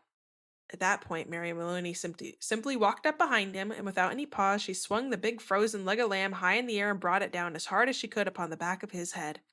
She might as well have just hit him with a steel club. She stepped back a pace, waiting, and the funny thing was that he remained standing there for at least 4 or 5 seconds, gently swaying. Then he crashed to the carpet. The violence of the crash, the noise, the small table overturning helped bring her out of the shock.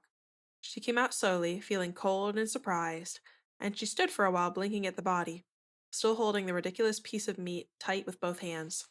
All right, she told herself. So I've killed him. It was extraordinary now how clear her mind became all of a sudden. She began thinking very fast. As the wife of a detective, she knew quite well what the penalty would be. That was fine.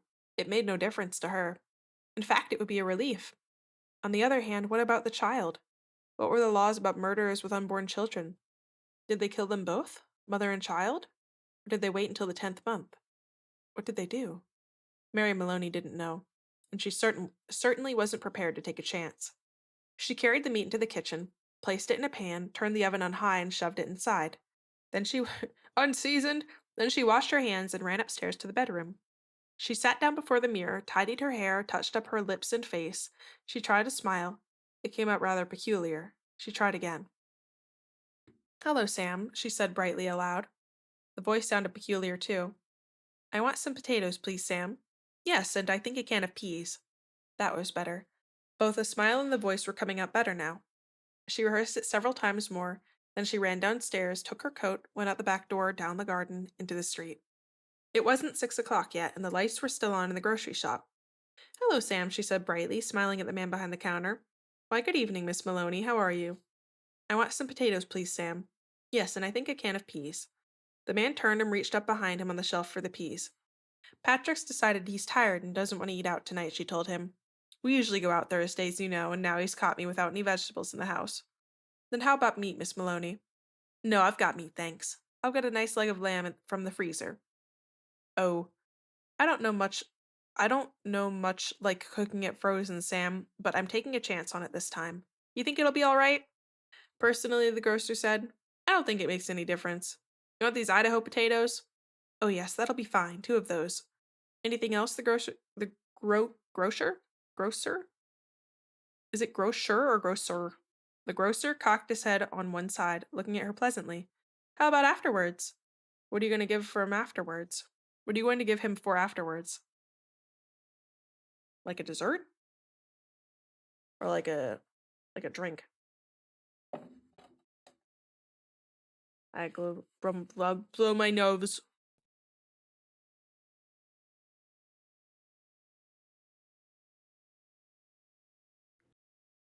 You think grocer? Okay. Well, what would you suggest, Sam? The man glanced around his shop. How about a nice big slice of cheesecake? I know he likes that. Perfect, she said. He loves it. And when it was all wrapped and she had paid, she put on her brightest smile and said, Thank you, Sam. Good night.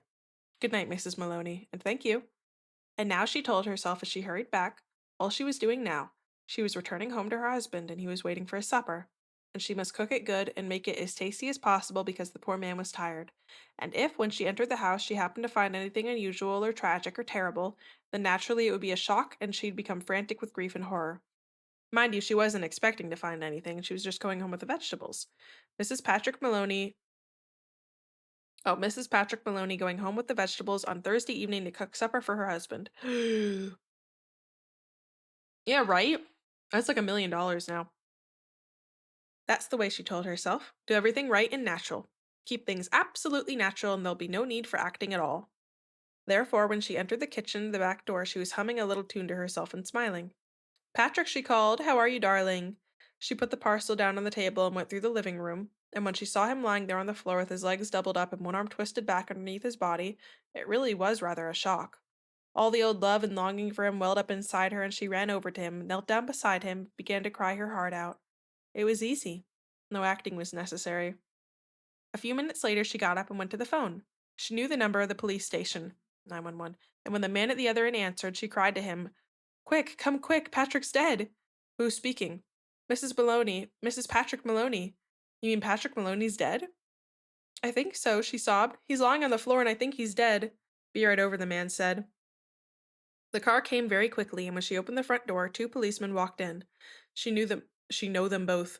She know nearly all the man at the She know nearly all the man at that precinct, and she fell right into a chair, then went over to join the other one, who was called O'Malley, kneeling by the body. Is he dead? She cried. I'm afraid he is. What happened? Briefly, she told her story about going to the grocer and coming back to find him on the floor. While she was talking, crying, and talking, Noonan Noonan discovered a small patch of congealed blood on the dead man's head. He showed it to O'Malley, who got up once and hurried to the phone. Soon other men began to come into the house.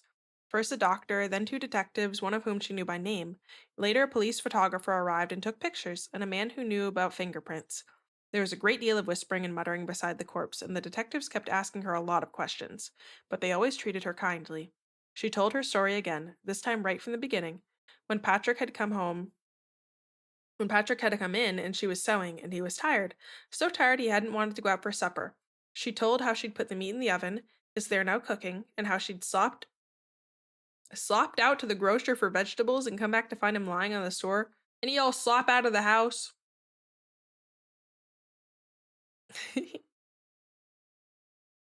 We should have a misread counter for when I read stories and stuff. That'd be good. Yeah, no, I slop out of the house every time because I don't want to. Which grocer? One of the detectives asked. She told him, and he turned and whispered something to the other detective, who immediately went outside into the street. In 15 minutes, he was back with a page of notes, and there was more whispering, and through her sobbing, she heard a few of the whispered phrases. Acted quite normal, very cheerful, wanted to give him a good supper. Peas, cheesecake, impossible that she. After a while, the photographer and the doctor departed, and 2 other men came in and took the corpse away on a stretcher. Then the fingerprint man went away. The 2 detectives remained, and so did 2 policemen. They were exceptionally nice to her, and Jack Noonan asked if she wouldn't rather go somewhere else. To her sister's house, perhaps. or to his own wife who would take care of her and put her up for the night. No, she said. She didn't feel she could move even a yard at the moment. Would they mind awfully if she stayed just where she was until she felt better? She didn't feel too good at the moment, she really didn't. Then hadn't she better lie down on the bed? Jack Noonan asked. No, she said. She'd like to stay right where she was, in this chair. A little later, perhaps, when she felt better, she would move. So they left her there while they went about their business searching the house. Occasionally, one of the detectives asked her another question. Sometimes Jack Noonan spoke at her gently as he passed by. Her husband, he told her, had been killed by a blow on the back of the head administered with a heavy, blunt instrument, almost certainly a large piece of metal. They were looking for the weapon. The murderer may have taken it with him, but on the other hand, he may have thrown it away or hidden it somewhere on the premises. It's the old story, he said. Get the weapon, you got the man. Later, one of the detectives came up and sat beside her. Did she know, he asked, of anything in the house that could have been used as the weapon? Would she mind having a look around to see if anything was missing? A very big spanner, for example, or a heavy metal vase? What's a spanner? They didn't have any heavy metal vases, she said. Or a big spanner? She didn't think they had a big spanner, though there might be some things like that in the garage. The search went on. She knew that there were other policemen in the garden all around the house. She could hear their footsteps on the gravel outside, and sometimes she saw a flash of a torch through a chink in the curtains. A what? It began to get late. Nearly 9 she noticed by the clock on the mantel. The 4 men searching the rooms seemed to be growing weary, a trifle exasperated. Jack, she said, in the tone Sergeant in the what? The next time Sergeant Noonan went by. Would you mind giving me a drink? Sure, I'll give you a drink. You mean this whiskey? Yes, please, but just a small one. It might make me feel better. He handed her the glass. Why don't you have one yourself, she said. You must be awfully tired. Please do, you've been very good to me. Well, he answered, it's not strictly allowed, but I might take just a drop to keep me going. Like a gap. Oh. Yeah, what is a spanner? You're saying it like you know what it is, Dino. I am. The horse is here and I need to finish reading. I wanna know the ending. One by one, the others came in and were persuaded to take just a little nip of whiskey. They stood around rather awkwardly with their drinks in their hands, uncomfortable in her presence, trying to say consoling things to her. Sergeant Noonan wandered into the kitchen, come out quickly, and said, Look, Mrs. Maloney, you know the oven of yours is still on and the meat's still inside? Oh, dear me, she cried, so it is. I better turn it off for you, hadn't I? Will you do that, Jack? Thank you so much. When the sergeant returned the second time, she looked at him with her large, dark, tearful eyes. Jack Noonan, she said. Yes? Would you do me a small favor, you and these others? We can try, Mrs. Maloney. Well, she said, here you all are, and good friends of dear Patrick, too, and helping to catch the man who killed him. You must be terrible hungry by now because it's long past your supper time, and I know Patrick would never forgive me, God bless his soul, if I allowed you to remain in his house without offering you decent hospitality. Why don't you eat up that lamb that's in the oven? It'll be cooked just right by now. Wouldn't dream of it, Sergeant Noonan said. Please, she begged, please eat it. Personally, I couldn't touch a thing. Certainly not what's been in the house. What bit? Certainly not what's been in the house when he was here. But it's all right for you. It'd be a favor to me if you'd eat it. Then you can go on with your work again afterwards. I talk like I know what it is because I do. Thank you, Tyron.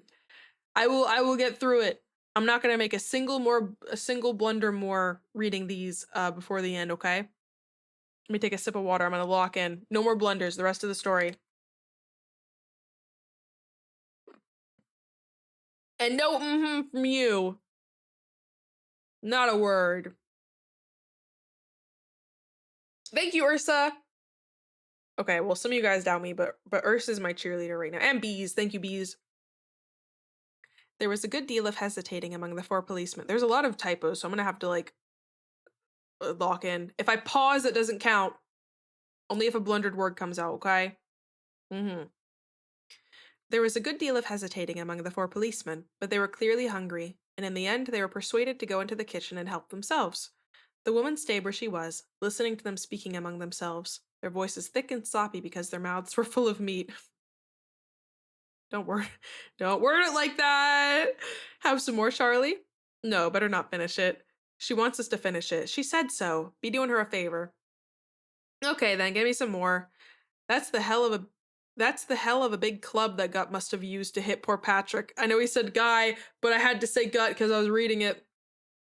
One of them was saying, the doc says his skull was smashed all to pieces just like from a sledgehammer. Intentional misspell? I don't know. Because their mouths are full, so maybe they are mistyping it. That's why it ought to be easy to find. Exactly what I say. Whoever done it, they're not going to be carrying a thing like that around with them longer than they need. One of them belched. Personally, I think it's right here in the premises. Probably right under our very noses. What you think, Jack? And in the other room, Mary Maloney began to giggle. Oh, that's it? Sorry, I thought there were like way more. That's why I made such a bold statement. I was really gonna try to lock in. There's only one page. All right. So the ending is it's right under our noses. They were eating the weapon. Mary wins. But I was right. I didn't blunder anymore. Yeah, and she giggled. Yes, thank you. YouTube Hatchling is on my side. Um, hmm.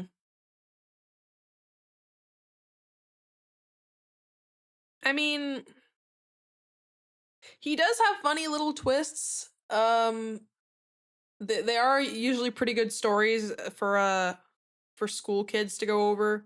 I gave it a, you know what? That wasn't. It wasn't super scary, but I'm gonna give it a 2.5 bones on the bones scary scale. Um, yeah, it's all right. You know, these are all good ones, and I think I like them because they're classics. They're not necessarily like great or shocking or scary, but they are ones that a lot of people are familiar with, and I think it's cool. Um, yeah. And I like that like a lot of you guys knew these or familiar with some of these. I read one of those. I think I saw the webtoon one, and of course I know Telltale Heart. And I've read some Roald Dahl stories, but not these ones.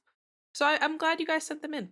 The typos are funny, and it was fun. It was a little spooky.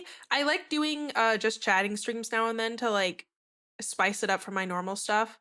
Um, but I'm gonna call that for tonight because the Peter the horse is here, and I don't think I have much more reading. Um, it is, because sometimes it's like there's like too much and it's too heavy to be read on stream, and sometimes it's like too long. But I'm definitely open to reading more spooky stories in the future. So if you guys want to send some in, myself or my mods will take a look at them when we have a chance, and we'll, get this scheduled. Now, I know it's a shorter stream. I will audiobooks.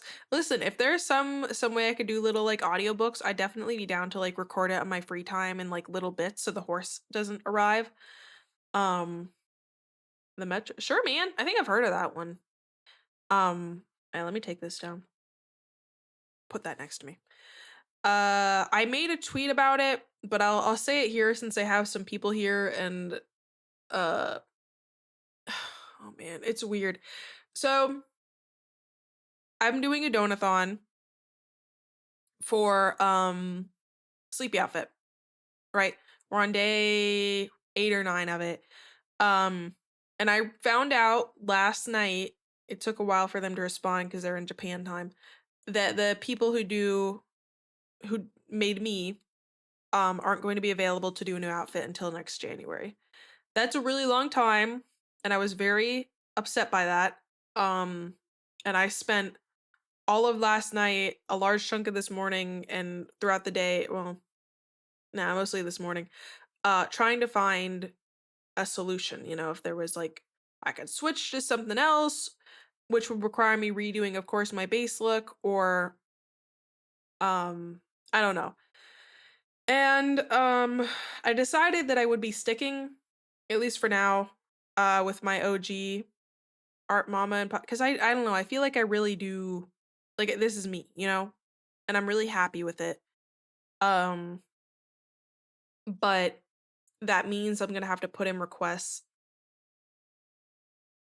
more than I'm sooner than I might be wanting to if I want to have like outfits done before like several years from now. Um and it's a want, not a need. Obviously, I don't need more fits, but I have a lot of ideas that would require not require would greatly benefit from having like a specific fit for them, you know?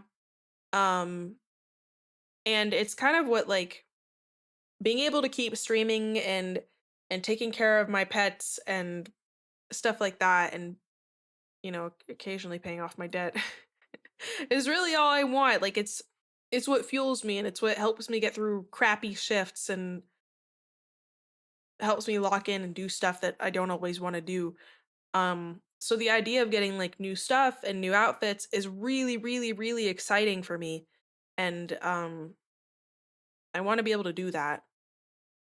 Can oh, I think it's a good idea, bees. It is against their terms, I believe, to have it edited by an outside source or added to. I did think about that. I've been messaging some VTuber friends about it and bouncing it off of like other people's noggins. So,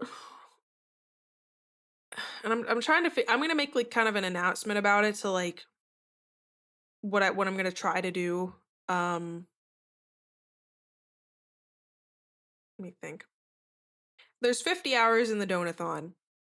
I'm already halfway to an outfit. So I'm trying to put in a comm now to get it cooking as soon as possible, right? Even if I don't necessarily have it all now, they usually have like you put some down beforehand and then some down when they're working on it. So it's fine. Um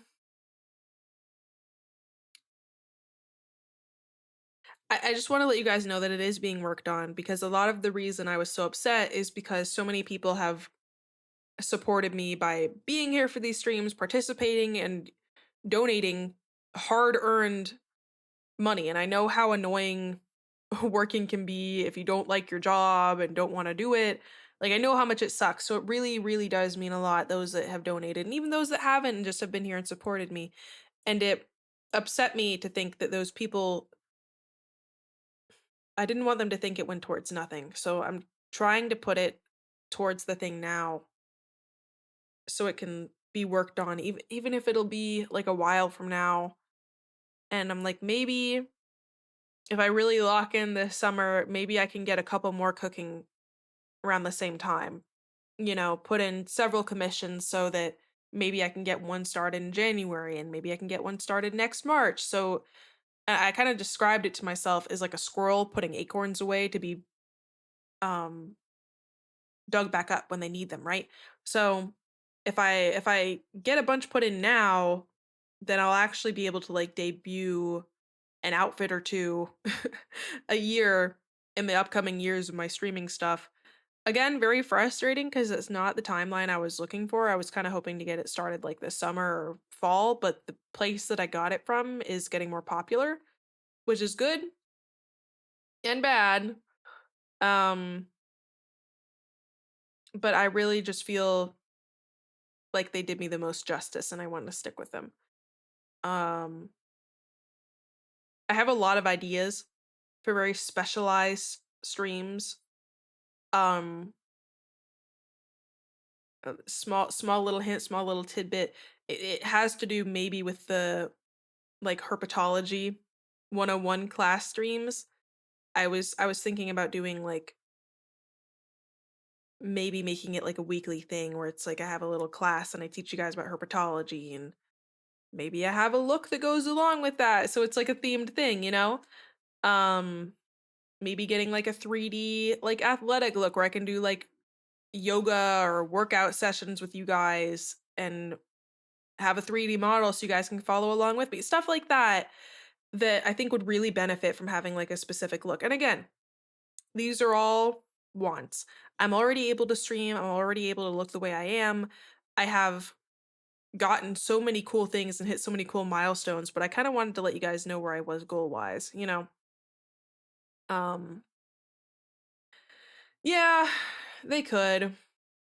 I if I also like picked someone else, I don't want to pick like a completely different person to do like an outfit and then another completely different person to do another outfit. Cuz I don't want to like look different, you know? I want to look like me but with different fits on. Like I've been inspired a lot by how like the Hollow Mems do it. I know it's completely different cuz they're Hollow Live and they have like a bajillion dollars and all the resources to pull from and special artists. But I love how they all have like, you know, a PJ outfit, a casual outfit, like that's just so cool. And they get to do all these cool specific things and it's so I don't know. I think it's really exciting. Um yeah. And I am putting it in, but I do appreciate all the support for this donathon. I just kind of feel like the wind was taking out of my sails a little bit because the goal is further from reach. Um That's what I put so many commissions in that my artist won't be able to do anything for the next 3 years. Um and it's not a big problem. I've dealt with way worse crap and in the grand scheme of things this is a very good problem to have where I can't get my PJs soon enough.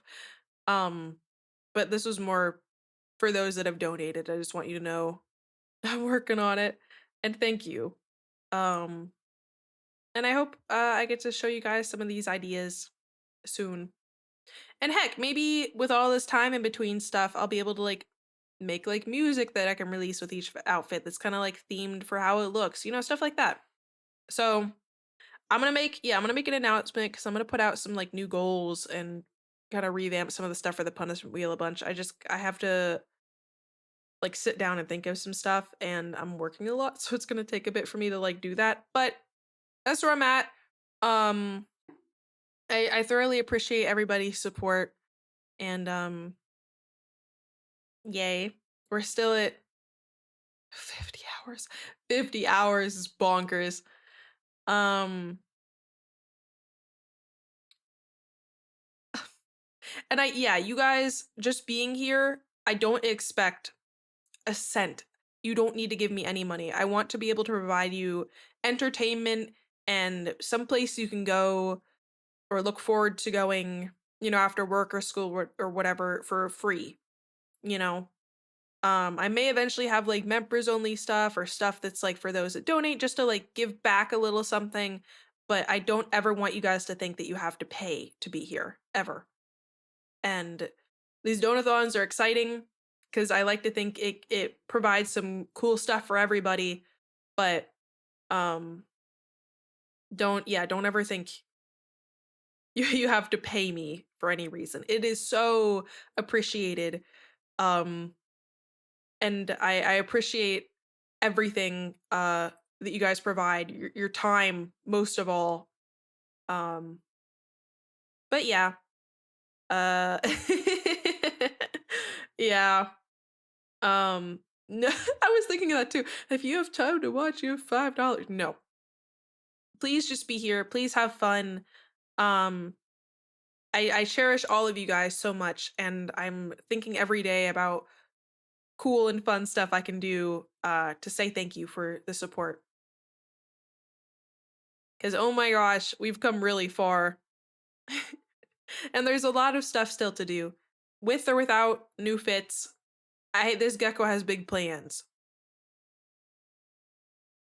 Geckos are small critters, but they're keystone species and they make a difference in their own ways. Anywho, that's it for this PSA announcement. Um No, I would rather have all of you guys here hanging out than I don't know. I don't mind any amount, be it none, be it $1. Just come stay with me. Misspeak commands? What the heck are those? Don't donate your kidneys. Oh, a command for me. Thank you. Man, I love streams where I like keep messing up so much it creates new commands. Wow, look, you can't read. Thanks for making that. Um, Run that one back. She spoke fine. That's really funny. Um, um, but yeah, there's cool stuff happening with the Donathon. Even if things are a little weird right now, I am planning on keeping this train running and having fun.